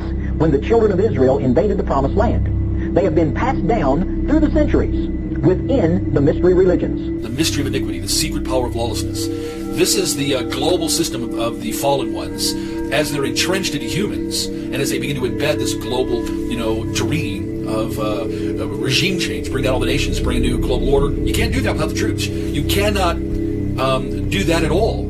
You can't have a new world order without the most superior military troops in history. The big picture, they want it all. They want to enslave your child, your wife, your mother. There isn't anything that you ever had. There isn't anything that you own. There isn't any right that you possess that they're not planning on taking away. They want it all. You've got a choice. You can join in this fight, or you can die. External control of the mind is not something new. It's thousands of years old. You may be surprised to know that satanic ritual abuse is really not a new problem. It's recorded in caves. It's recorded the exact formula for trauma-based mind control in the Egyptian Book of the Dead. And it hasn't gone away. It is not subsiding. It is not a fad over, just a period of time. It is the sequence of satanic evolution. And there is an agenda so vast, so wide, so broad, so strong, that God began to reveal and give insight to it 2,600 years ago. Those of us that read the Bible and understand its literal interpretation about the sins of the father, understand what multi-generational abuse means. In this case, multi-generational abuse, and that begins, by the way, at birth, involves horrendous sexual and psychological and physical abuse that is put on these children by their caregivers. We go all the way back to Ezekiel chapter 8. The underground Luciferic, the serpent worship, human sacrifice is very similar, and I would say it is generational. So the sense of satanic generational development on the earth since the fall of the human race, even after the flood, we have this project of war against God, war against the people of God. Now then there are generational Satanists. These are people who would have Satanism in their family, and it's passed down from generation to generation, just as the name would intimate, and these Satanists would produce all kinds of horrors secretly. From infancy, they have learned all these things. They have been molested, forced to drink blood, eat feces, urinated upon, sodomized, and just from generation to generation, it continues. You come from generations of ritualistic abuse? Yes, my family has an extensive family tree, and they keep track of who's been involved and who hasn't been involved. And it's gone back to like 1700. And so you were... Right, I was born into a family that believes in this. On May the 1st, 1989, viewers of the Oprah Winfrey Show, a very famous television program, were in for quite a surprise. Oprah interviewed a young Jewish girl named Rachel, who testified on the program that her family had for several generations engaged in the practice of ritual murder. So when you were brought up in this kind of evilness, did you just think it was normal? Yes, I mean, it's like if you grow up with something, you think it's normal. Mm-hmm. And this is, does everyone else think it's a nice Jewish family? From the outside, you appear to be a nice Jewish girl? Definitely. And you all are worshiping the devil inside the home? Right. Hail Satan! Hail Satan! There's other Jewish families across the country, not just my own family. Really? A year later, in 1990, Rachel again bravely stepped forward and admitted that this terrible deed had occurred, as noted in the March 1990 issue of Cult Watch Response. Recently, I had enough courage to share some of my story. I revealed that I am a Jewish survivor of a multi-generational family who practiced human sacrifice and cannibalism. But I'm very surprised because the Jewish faith is the Jewish faith, and worshiping the devil is not a part of the Jewish faith. But Jewish people do not worship the devil. I hope the Jews did kill Christ. I'd do it again. There was a book that I had just come across called Lola's Cave, which is a book of Jewish mysticism and supernatural. And there's a lot in that book that relates to what I, endured when I was a child. I want to stop right here, though, because you know how people build prejudices. I want to make it very clear. This is one Jewish person. So don't go around now saying to people, those Jewish people, they're worshiping them. This is just one person. It's time to wake the town and tell the sheeple. We're being led like sheep to the slaughter. I don't know if you've ever seen sheep go to the slaughter, but they are generally led by a Jew. Shut it down! Shut it down! Judas goat. The Judas goat will bring them all the way up the ramp, and right before they drop the trap on the sheep, the Judas goat steps to the side. And so who knows about it? Lots of people now. All right, you ready? I said Jew. Who the hell is Jew? Jew ready. This is the first time I heard of any Jewish people sacrificing babies, but anyway. And again, these are the religions that predate Christianity, that had to go underground under that. They don't call themselves devil worshippers. The devil is their god. When you have Jesus and Logos as your thesis, the antithesis, or the antithesis, is of course Satan. The teaching of the mystery religions has been preserved in the literature and practice of several secret societies. While the word Lucifer and the goddess cults are demonized by later organized religions, the pagan rituals associated with them were kept alive and portrayed as veiled symbolism and practiced covertly by secret societies until today. The practice of human sacrifice has been propagated to the present day through the mystery religion. There have been many cultures all throughout the earth that have practiced child sacrifice and ritualistic murder. Ritual human sacrifice has been happening for thousands of years. Ancient cultures like the Aztecs and Mayans believed that offering up their fellow man and women was a way to strengthen and appease the gods. In every ancient society, when they started to degenerate, they would order women to take their firstborn sons, It's in every history book. It's in burial grounds all over the world. And to throw their babies into fiery pits or into pools of water. Now, let's talk about another particular favorite subject, and that is sacrifice, and not just referring to animals per se, but the topic of human sacrifice as well when it comes to ancient religion. Do we have any evidence at all for human sacrifice within the borders or regions of what we consider ancient Israel to be? And if so, is that due to the Israelites or possibly due to florid borders of their neighbors? The Old Testament records the practice of animal sacrifice from the times of Abraham, Isaac, and Jacob, and perhaps even earlier. One of the purposes of recounting the new sacrifice of Isaac, which was interrupted by God, was to illustrate the sublime significance and need of animal sacrifice as supplanting the abomination of human sacrifices, often practiced by pagans in the surrounding areas.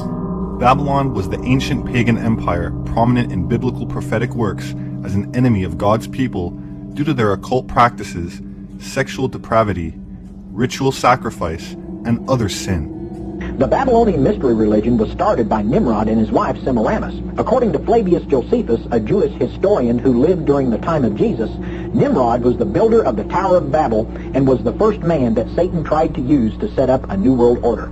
It is important that you know that Nimrod incorporated into his worship system the grisly practice of human sacrifice and cannibalism. The new sacrifice of Isaac would also be an illustration of the Christian doctrine of Jesus, the only begotten Son of God, sacrificed to atone for the sins of man, the Lamb of God. And this is in the Bible. As I said, that there are many things in the scriptures that are hidden right in front of you. And if you don't know what they mean, you'd be surprised when you begin to look at where these stories come from. But as the Bible tells us, there is nothing new under the sun.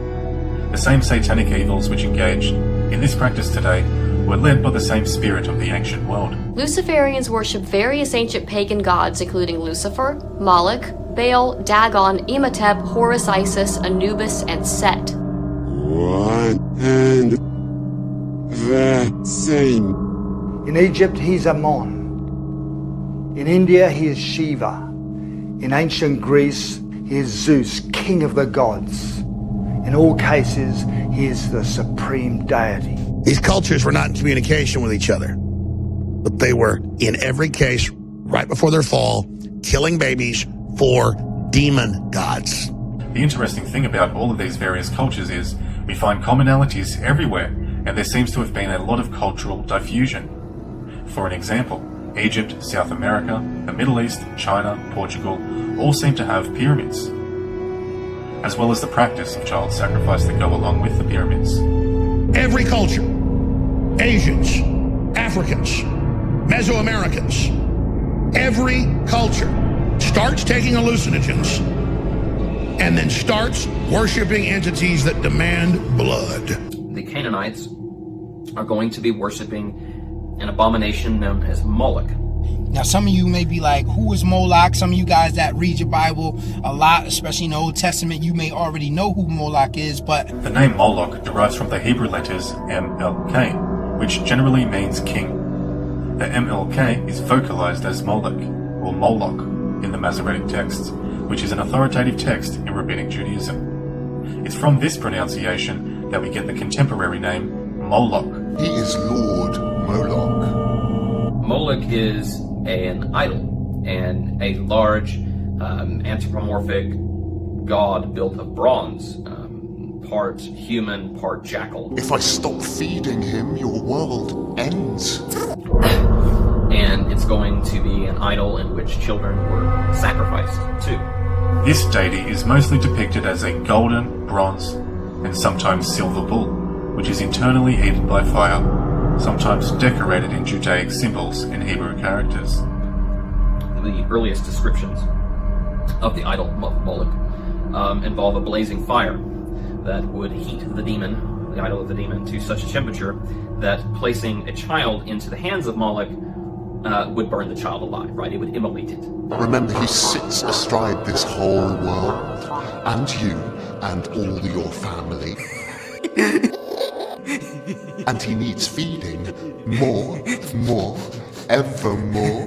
more and more and more and more and more and more and more and more and more and more. Then the Lord spoke to Moses, saying, Again, you shall say to the children of Israel, Whoever of the children of Israel, or of the strangers who sojourn in Israel, who gives any of his descendants to Molech, he shall surely be put to death.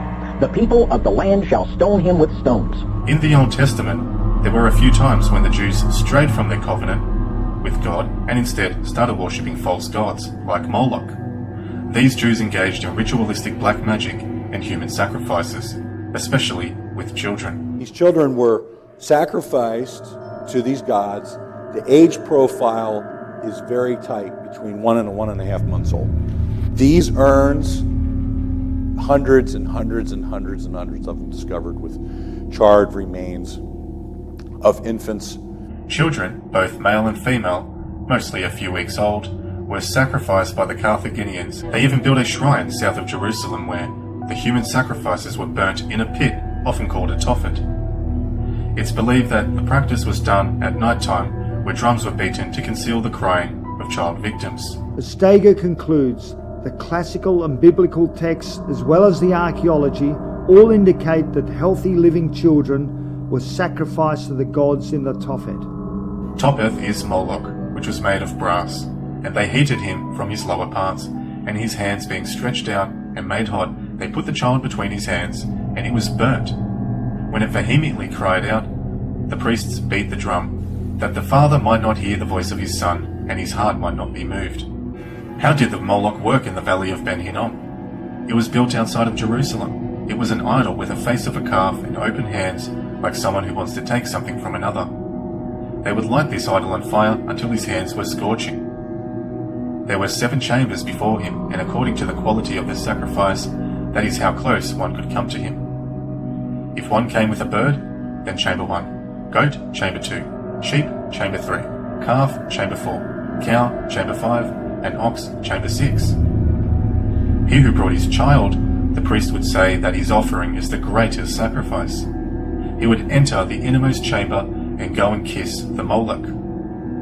The priest would then take the child and place it near the Moloch.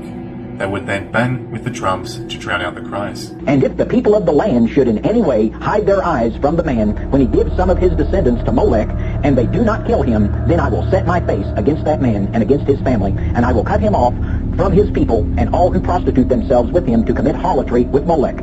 Notice here that God speaks not only against those who would sacrifice children to the demon, but also all those who know that the sacrifice is happening and don't try to stop it. Eventually, Israel and Canaan are going to go to war, right? And the Bible is simply going to read as God smote the Canaanites.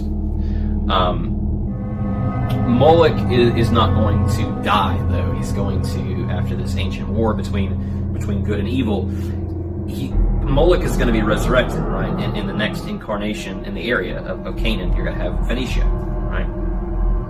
And the Phoenicians are going to have a god that is more or less Moloch, except they're going to call it Baal. Baal meaning Lord. The Baal-based religion revolved around the cycles of nature necessary for survival and prosperity in the ancient world. Primarily growing crops or raising livestock, as well as the growth of human population. Baal is the false Jesus or counterfeit Jesus. He is the one behind sexual perversion, all kinds of stuff. Like what's going on right now in the internet, pornography is just off the charts. Baal is also going to be an enormous bronze idol, but this time it is a humanoid bull. It's going to have hooves for feet, it's going to have horns coming out of its head, right? The Carthaginians would sacrifice to Baal by placing the child or the infant within a tomb in the monster's belly, right? There'd be a hollow opening, cavity within the creature's belly, and that would be set aflame. There would be a fire inside the stomach. The child would be placed into the stomach as if in an oven, and the child would be immolated. Baal is described as a fertility god in most museums, universities, and books, and this description or title is justified by the well-documented infant sacrifices that were known to take place to a large metal bull deity, which was made scalding hot with a lit furnace inside of it, which unfortunately ensured that the child suffered an excruciating death. Greek and Latin sources mention the offering of children as sacrifices by fire at the Phoenician colony of Carthage around 814 BC. The Greek historians Diodorus and Plutarch both mention the burning of children as an offering to the Carthaginians' chief god Baal Hamon. Now, biblically speaking, Baal worship is mentioned in the Old Testament as being practiced by the inhabitants of Canaan, and that later became known as Palestine. Homer told how mighty Zeus, or Baal as the Phoenicians knew him, cast thunderbolts on the earth and tumbled the walls of Troy with his earthquakes. The inhabitants of Baalbek feared Baal. They even sacrificed humans in an attempt to pacify him and prevent huge destructive earthquakes. In crises of great danger, it was a custom of the Phoenicians to give freely their best-loved children in sacrifice as a ransom to the avenging demons. Those given up were slaughtered in mystic rites. Human sacrifice was not, however, limited to Phoenicia and its colonies. The worshippers of Baal practiced their grisly rites throughout the Middle East. In the city of Jezreel, now situated in present-day Israel, we discover further evidence. In those early days, the Phoenicians inhabited Lebanon. They were fantastic seafarers, and their trade networks extended as far as Spain, Africa, even Britain, and their beliefs followed them. In the Book of Kings from the Old Testament, Ahab was described as a notoriously wicked king. Under the influence of his evil wife Jezebel, Ahab built altars to Baal. With Jezebel, and by the way, Baal is a variation of Baal, Jezebel named herself that because she was a worshiper of Baal. And in the Baal temples which she had, she employed full-time male and female cult prostitutes who committed sex acts in the open for everyone to watch as a part of their worship ceremony. So today, when someone engages in pornography of any form, whether they realize it or not, they're engaged in Baal worship. The Bible tells us that children were put to death in worship of Moloch. Additionally, sexual acts were committed as part of the ceremonies. If you go back into the most ancient times, religion has always had sex connected to it, and especially the occult religions. Pagans practiced sympathetic magic, that is, they believed that they could influence the gods' actions by performing the behavior they wished. Their worshippers engaged in immoral sex to cause the gods to join together, ensuring good harvest. This practice became the basis of religious prostitution in 1 Kings 14:23 through 24. The priesthood used their wives and daughters in holy prostitution to raise money and worship the god Baal. Asherah was worshipped in various ways, including through ritual sex. Although she was believed to be Baal's mother, she was also his mistress. The mother of the demon Baal is Asherah. That is his mother. It was believed that in order for the powers of Baal to grow, to be even stronger, Baal needed to have sex with his mother Asherah and able to unleash his full power.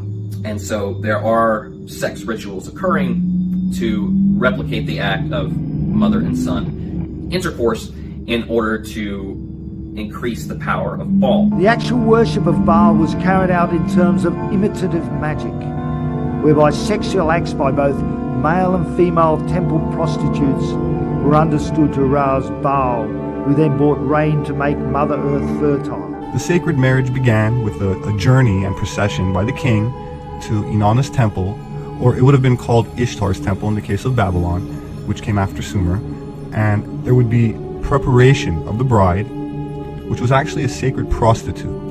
The priest of a male member of the community represented Baal. The priestess or a female member of the community represented Asherah. In this way, God's incredible gift of sexuality was perverted to the most obscene public prostitution. No wonder God's anger burned against his people and their leaders. The procession was accompanied by the singing of love songs and other festivities, and a great banquet, but the core of the ritual was an act of sexual congress between the king and the goddess figure, and this sexual union was intended to promote the fertility of the land, and it was the type of sex magic ritual that modern secret societies still practice. And occult authors, such as the late Aleister Crowley, were directly inspired by it. Baal's victory over death was thought to be repeated every year when he returned from the land of death, underworld, bringing rain to renew the earth's fertility. Hebrew culture viewed the sea as evil and destructive, so Baal's promise to prevent storms and control the sea, as well as his ability to produce abundant harvest, made him attractive to the Israelites. The people firmly believed that by their actions they could manipulate and control the gods. Crops were abundant, Baal was praised, and thank for his abundant rain. The prophet Hosea suggests, and Jeremiah graphically depicts, the debauchery and excesses that developed in the worship of Baal. Herodotus wrote that the Babylonian brides were required by law to prostitute themselves at the temple for 7 days prior to marriage. In fact, in Hellenic Greece, courtesans or prostitutes maintained a social status legally and politically equal to men, while wives were reduced to servants. So just to be clear, the sacred marriage was not taboo at all, but a state-sponsored occasion, a required royal ritual in which the king played the male role of the deity Dumuzi, the spouse of Inanna, who could be compared to Venus, Aphrodite, Ishtar, and many other goddess archetypes. Because of the sexual overtones of Baal worship, it was easy to use the metaphor of adultery or prostitution to describe the problem that such syncretism raised.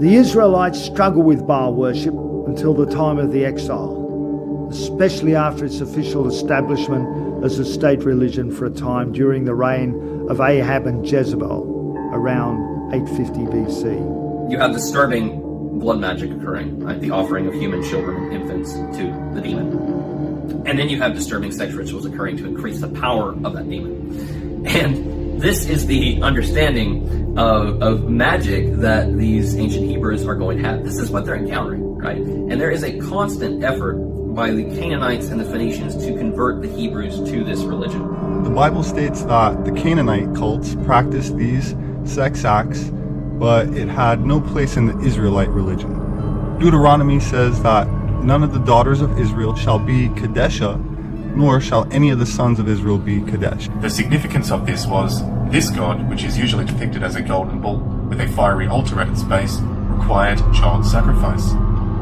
A holy sacrifice consumed by fire, or what the Babylonian Talmud calls Korban Olah. The Korban Olah is better known for its traditional name in the English, which is Holocaust, which comes from the Greek word holocaustus. A literal holocaust. This is where the term Holocaust comes from, a burnt sacrifice. Okay, and these Canaanites would be doing this. They'd be burning kids to Baal.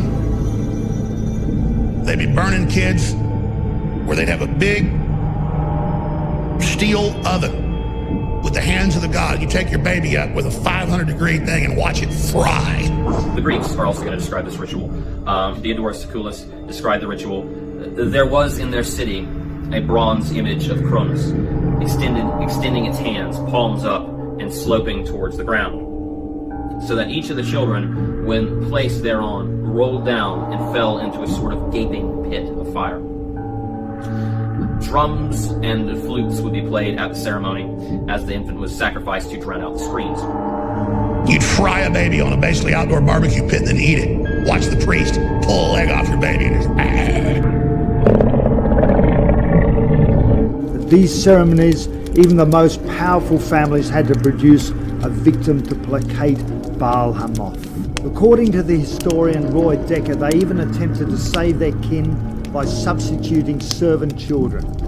Nevertheless, when the city was threatened by Roman armies, earthquakes, drought and famine, the high priests ruthlessly sought Baal's appeasement. But the biblical tradition is very clear in talking about that the Phoenicians burned their babies, sacrificed their children, and there is a biblical narrative saying that this tradition also came to Jerusalem in the late Iron Age.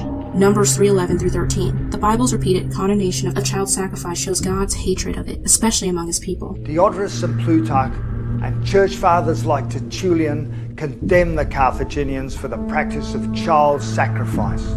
The Old Testament strictly forbids the sacrifice of humans and the worshipping of false gods. However, like we just read, many Jews and Israelites practice these traditions anyway. While many of these practices among the Semitic people predated Abraham, we can see plenty of influences coming from outside also. Like when the Jews escaped Babylonian captivity, they brought many of the demonic teachings with them. We can see a constant theme of the children of Israel looking to the Canaanite deities for fertility, for prosperity with the crops, and for wealth with harvest. It is true, because of the wickedness of the Canaanites, which included sodomy and infant sacrifice, Israel had been commanded by God to be harsh in her treatment of the inhabitants of the land. God made it clear that the Canaanites were not simply to be avoided, but destroyed. It's hard to know why Yahweh's people failed to see that he alone had power over these things. Possibly, their desert origins led them to question God's sovereignty over fertile land, or maybe it was simply the sinful pagan practices that attracted them to Baal. Right, and there are going to be some Hebrews and Israelites who are going to convert over to Moloch, who are going to convert to Baal, and that is why there are such strong scripture verses in Leviticus, just damning everything associated with the Canaanites, right? We can also read about this when studying the foreign concubines of Solomon, who promoted these traditions within the various temples at that time. We also know that child sacrifice was very prominent within the Carthaginian, Canaanite, and Phoenician society, all of which were in close proximity to the Jews. A common denominator with all of these outside influences is that they all worshipped Moloch. You say you're God's chosen people.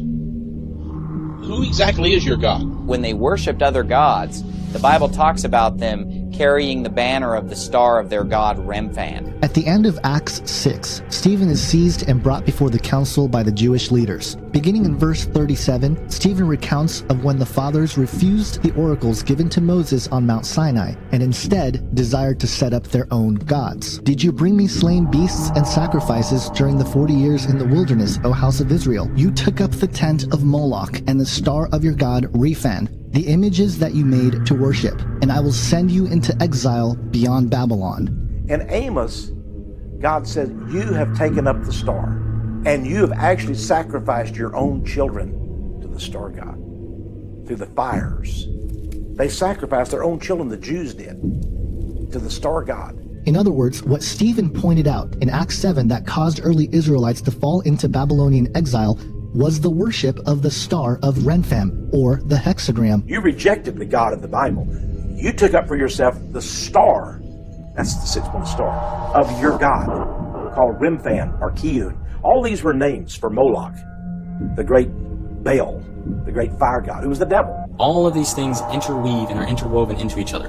And what it all comes back to is satanic symbolism. You have to remember, Satan wants to be God desperately. And his fundamental mission is to basically trick people into worshiping him and or rejecting the Father, rejecting Jesus Christ. Now, the first thing that you have to realize when studying the occult and the New World Order and all these different agendas that are going on is that there are all kinds of different branches of occult study and occult teaching. The things which are happening today, the people who are in power in this country, all of this stuff can be traced back to the planet Saturn.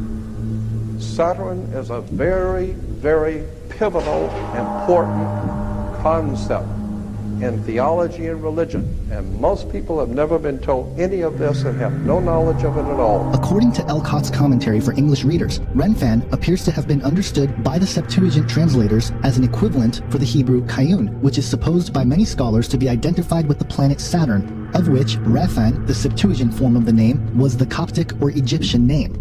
Barnes' notes on the Bible states, quote, because the object of worship called Kayun in Hebrew was called Remphan in the language of Egypt, it is generally agreed that the object of their worship was the planet Saturn.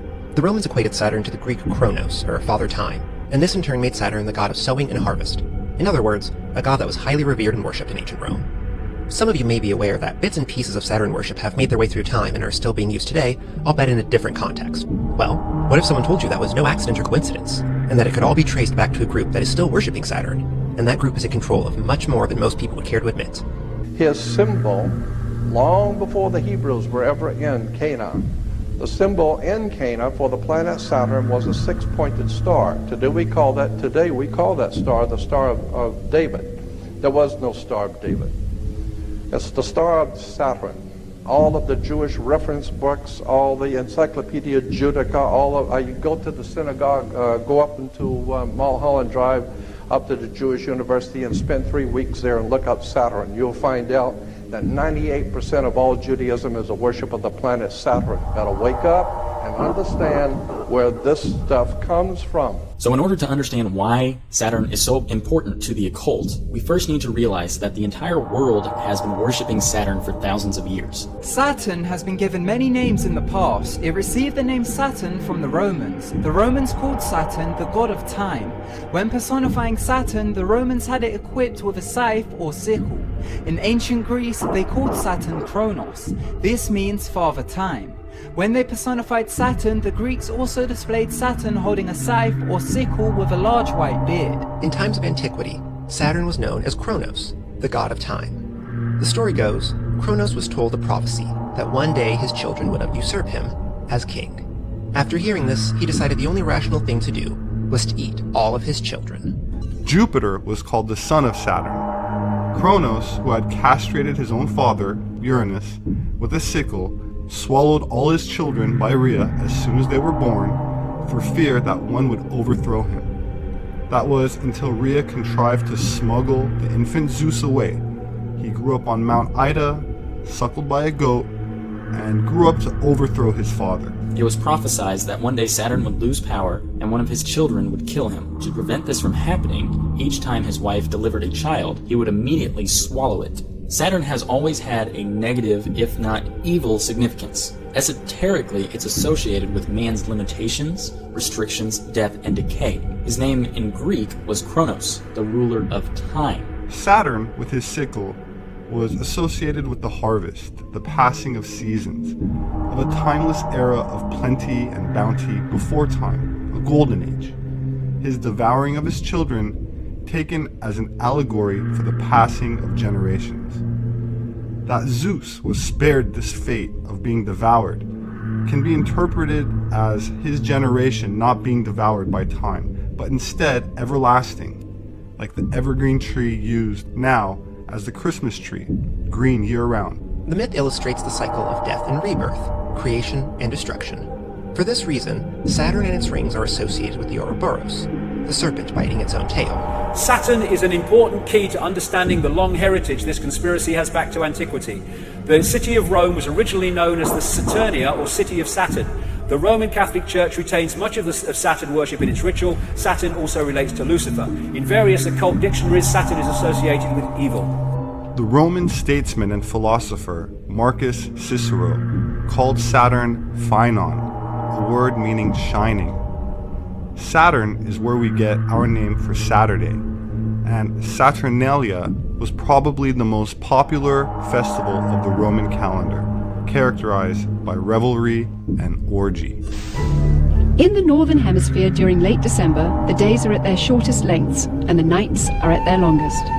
For those of the pagan world, this has always been the greatest time of the year to celebrate and practice the works of darkness. The pagan calendar identifies this period as the winter solstice.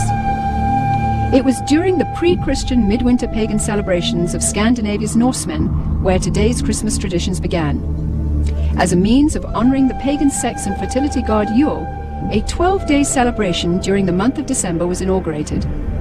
A large single log considered to be a phallic idol was lit on fire and kept burning for 12 days. Animal or human sacrifices were offered in the fire on each of those days. Wild, delirious reveling accompanied the daily sacrifices as drunken participants defiantly strove to make contact with spirits. 1,000 miles away in pre-Christian Rome, celebrants were paying homage to their own gods during the winter solstice. Witchcraft traditions hold that a number of pagan gods were given birth during this period, including Dionysus, Attis, and Baal, chief male god of fertility and licentiousness. Again, we keep coming back to this. All these different areas of society are in the end focused on one thing. Satanism is Saturnism. Saturn, Kronos, Satan, Black Sun, Dark Lord, they're all the same thing. I think the darkness associated with the planet Saturn and the occult religions of the world has to do with some actual, in fact, influence that Saturn has on the human race that the Jewish people realize that we didn't realize. And they probably got the idea from other ancient cultures that also venerated the planet Saturn. And then, therefore, you look at religions and secret societies and Satanism, they're worshipping Saturn.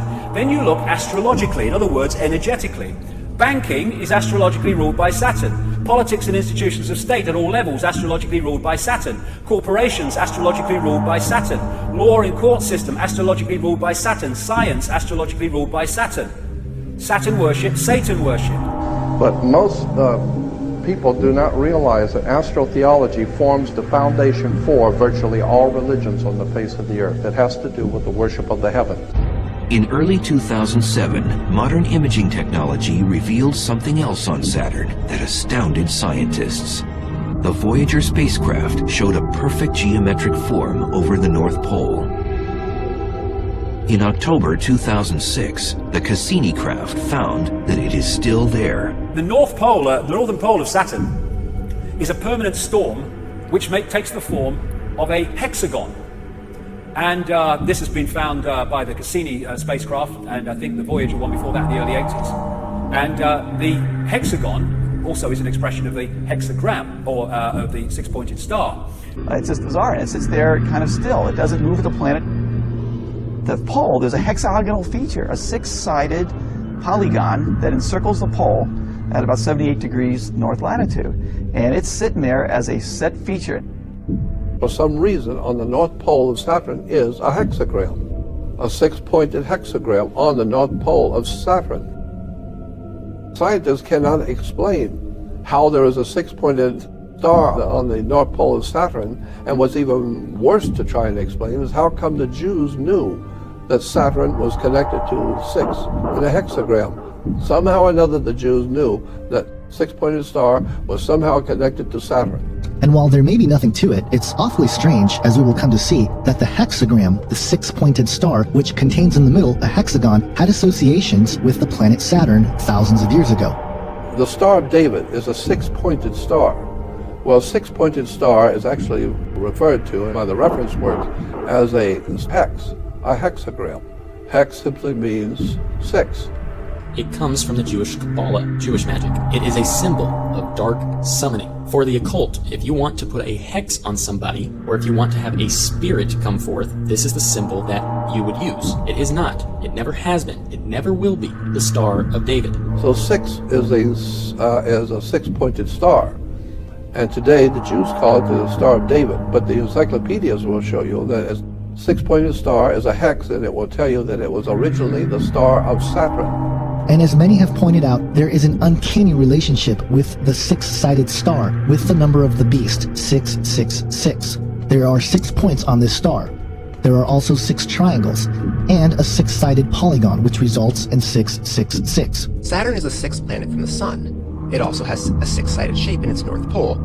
And the 6th day of the week is Saturn Day, the Sabbath, 666. 6 million Jews. 6 million Jews. 6 million Jews murdered during World War II. 6 million Jews killed during the Holocaust. 6 million Jewish men, women and children. And to the 6 million who can't be watching this among the 1 billion watching this telecast tonight. So there's a lot of mysticism connected to the planet Saturn, the Jewish religion, the Catholic Church and the Catholic religion.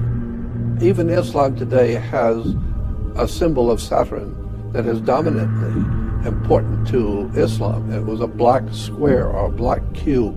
The Kaaba, the focus of worship in Islam, Kaaba means cube. The tefillin, the cube on the head in Judaism. And when people go to worship around the Kaaba, they're told to pray in concentric circles. Remind you of anything? Now the occult are heavy on numerology, but what I want to focus on is actually the symbology of Saturn. Well, it just so happens that an ancient symbol of Saturn is the cube, especially the black cube. The cube, which is a six-sided object that's related to the hexagram and the hexagon. It's like they all go together. Essentially, the black cube represents the worship of the number 6. Much like Satan worship. And to make things even creepier, we've got Saturn, which starts with SAT. It's a type of anagram for Satan. So the black cube is like coded language. It represents the number 6, like many other things, hiding in plain sight. But it could be that the black cube represents something else, like a prison. A prison for our minds, a prison for this solar system. We don't really know exactly the confines of this world, what's going on here, other than to say that we're trapped with these demons on this planet. In fact, we're at war with this darkness, this spiritual wickedness, and it's imprisoned this planet, if you will, or this planet has become imprisoned. The matrix, if you will. This prison is the flesh that we are born into. It represents the sinful worldly dimension that we currently live in, that is manipulated and controlled to an extent by Satan. Realize, folks, these people are living and serving an entirely different reality than you. It does not matter if you don't believe this stuff. They do. And they will continue their plan to dominate the planet, keep it satanic, and remain in full control if we do not wake up. That's our responsibility. The real truth is that the people who are in power, who put this system together, have been in power for thousands of years. This has been going on from day one. There are those of us who really care about the truth and are trying to get to the bottom of this crap and figure it all out before we're wiped out by a satanic, satanistic agenda. The press does not want to talk about what's going on. America is censored. America is under censorship. America is terrorized.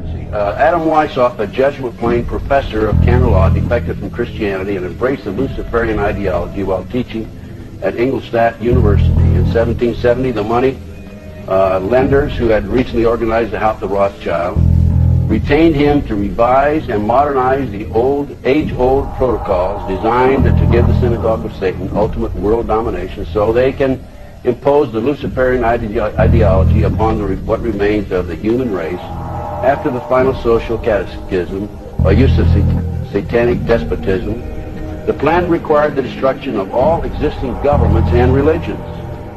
This objective was to be reached by dividing the masses, whom he termed goyim, meaning the human cattle, into opposing camps in ever-increasing numbers on political, racial, social, economic, and other issues. The opposing sides were then to be armed, and an incident provided which would cause them to fight and weaken themselves as they destroyed national governments and religious institutions. In 1776, Weishaupt organized the Illuminati to put the plot into execution. The word Illuminati is derived from Lucifer and means holders of the light. Using the lie that his objective was to bring about a one-world government, to enable men with proven mental ability to govern the world, he recruited about 2,000 followers. These included the most intelligent men in the field of arts and letters, education, the sciences, finance, and industry. He then established lodges of the Grand Orient to be their secret headquarters. Weishaupt's revised plan required his Illuminati to do the following things to help them accomplish their purpose. 1. Use monetary and sex bribery to obtain control of people already occupying positions in high places in the various levels of all governments and other fields of human endeavor.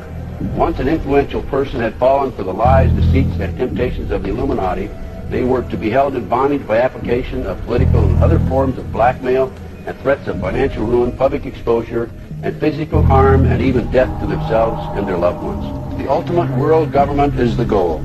Our struggle of good and evil is as old as the tales we tell. Knowing the motivation of this evil helps us understand the direction of our timeline. The signs and logos are everywhere for those willing to see. A great deception is upon us, and understanding these signs could be the difference between awaiting the arrival of Moshiach or the Antichrist. This is the Illuminati/Satanic movement in this country today. Americans, for the most part, are oblivious to what's really going on behind the scenes. When I retired, I had no idea what was going on. I had no idea about the Illuminati. I had no idea about Adam Weishaupt. My life's never been the same since. This is all New World Order stuff. This is all Illuminati. There's those people who think there is no conspiracy. So there is a conspiracy, and I'm a conspiracy realist. I'm not a conspiracy theorist. I'm a conspiracy realist. We all have to do everything we can within our power, within our means, based on our training and experience, to do something about what's going on in the world today. Yeah, because of the Jews! Whoa! No! Off, Timmy! Get off! Go. Sorry. Here is the bottom line. This is not an indictment against the Jewish people. Rather, it is a call for repentance and to accept Jesus Christ as their Lord and Savior. So in 1 John 2:22, when it says, "Who is a liar but he that denieth that Jesus is the Christ," what it's saying is, who is a liar but he that denieth that Jesus is the Messiah. So, what group of people believes that there is a Messiah but does not believe that Jesus was that Messiah? Again, those are the Jews. What does a Jewish Messiah look like? A very powerful king that will establish peace and goodwill on earth. You have to be able to establish peace. World peace. World peace. He says when the real Messiah makes his appearance in such a dramatic fashion that it can't be denied, then everybody will acknowledge that he's the real Messiah. And that worldwide, even the non-Jews, because they're all looking forward to the Messiah. So when the Messiah comes, you're saying the whole world's going to believe on him? Yeah. The entire world, because his purpose will be to bring the entire world to the proper observance. All the nations will stream towards Jerusalem to learn from him. Okay. It will initiate a period of world peace. Mm-hmm. The Messiah will be a tremendous charismatic figure with great knowledge and communication skills. He'll also be a great warrior. He will be the defender of the Jews, and he will defeat all their enemies in a permanent kind of a way. If you listen to how the Jews describe their Messiah, they paint a perfect picture of what the Bible describes as the Antichrist. He's going to conquer the entire world. He's going to bring peace through war. He's going to be believed on by all religions of the world. He's going to bring world peace. He's going to unite us all. Contrast this with the teachings of Christ, who asks mankind to accept him as Savior, follow his example, and love and care for others unselfishly. There is no neutrality. We either have to choose to apply biblical concepts to our lives, or by silence and non-commitment, we make a stand against them. This also shouldn't be of any surprise to Christians, because the Bible is so clear on the fact that Jews are the synagogue of Satan.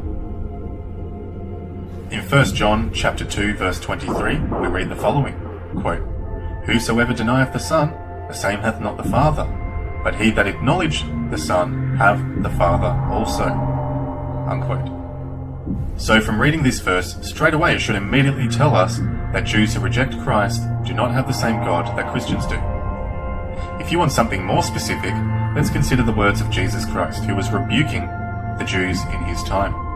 When the Jews said they are of Abraham in John chapter 8, Jesus rebuked them and said, quote, "If ye were of Abraham's children, ye would do the works of Abraham."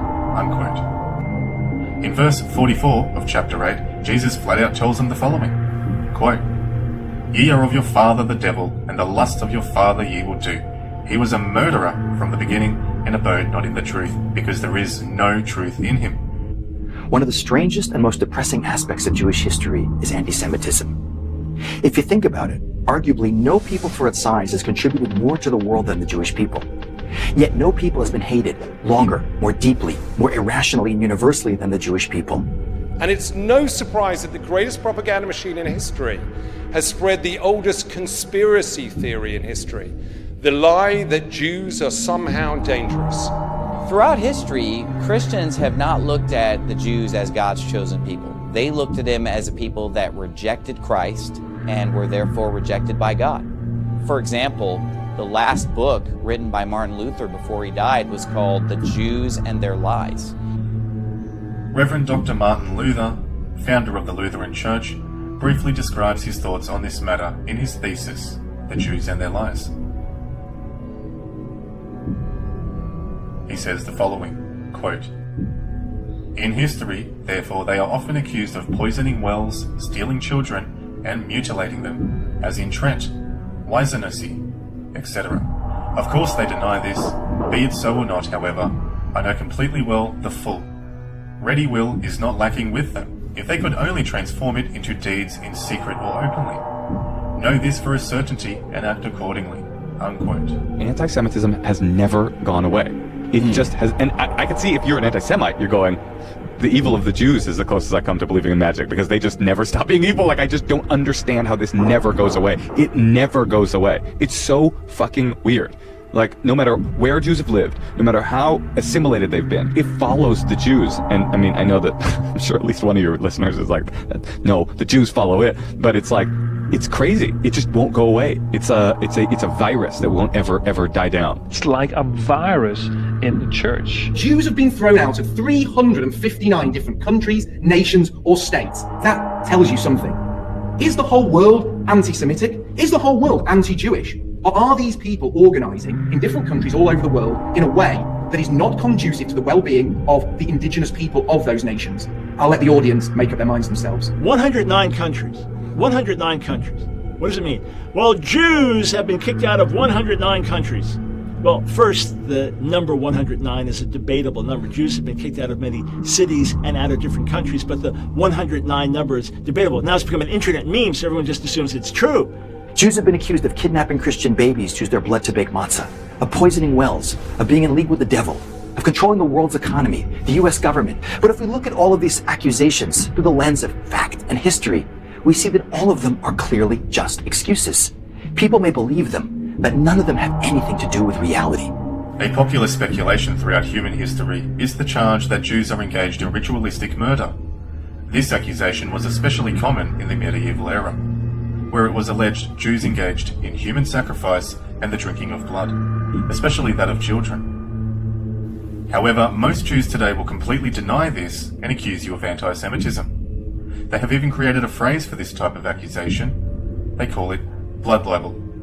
One of the most enduring anti-Semitic myths, that Jews used the blood of murdered Christians for ritualistic purposes, first surfaced in 12th century medieval Europe, but the lies tragically persist around the world to this day. Blood libel, which refers to false allegations from the Middle Ages that Jews murdered Christian children to use their blood in religious ceremonies. There were around 150 instances across multiple centuries and countries of young boys near Easter turning up dead from being crucified and exsanguinated. Clearly religiously motivated, clearly ritualistic, and the evidence always pointed back towards groups of rabbis. The expert solution is that Christians murdered their own children just to blame the Jews. And this type of blood libel with the internet today, they become points of reference for the future. They're eternally in cyberspace and can be forever regurgitated. Jews have paid a terrible price. They were accused falsely. Their children were murdered because of these libels. Apparently it's not historical revisionism when they rewrite history to exonerate Jewish people from ever having committed a single evil act, but I digress. I have to ask you one question because it's come to our attention. It's all over the internet. Remarks that you made recently to El Quds TV. You said, "We all remember how the Jews used to slaughter Christians in order to mix their blood with their holy matzahs. This is not a figment of the imagination or something taken from a film. It is a fact acknowledged by their own books and historical evidence." You believe that Jews would kill Christians to mix their blood to bake the holy matzahs on Passover? Is that your belief, Mr. Hamdan? Well, Wolf, let me answer that freely. Don't cut me, because it's very, very, very important to be clarified. First, Oh no. Obviously we just lost the satellite feed. That sucks.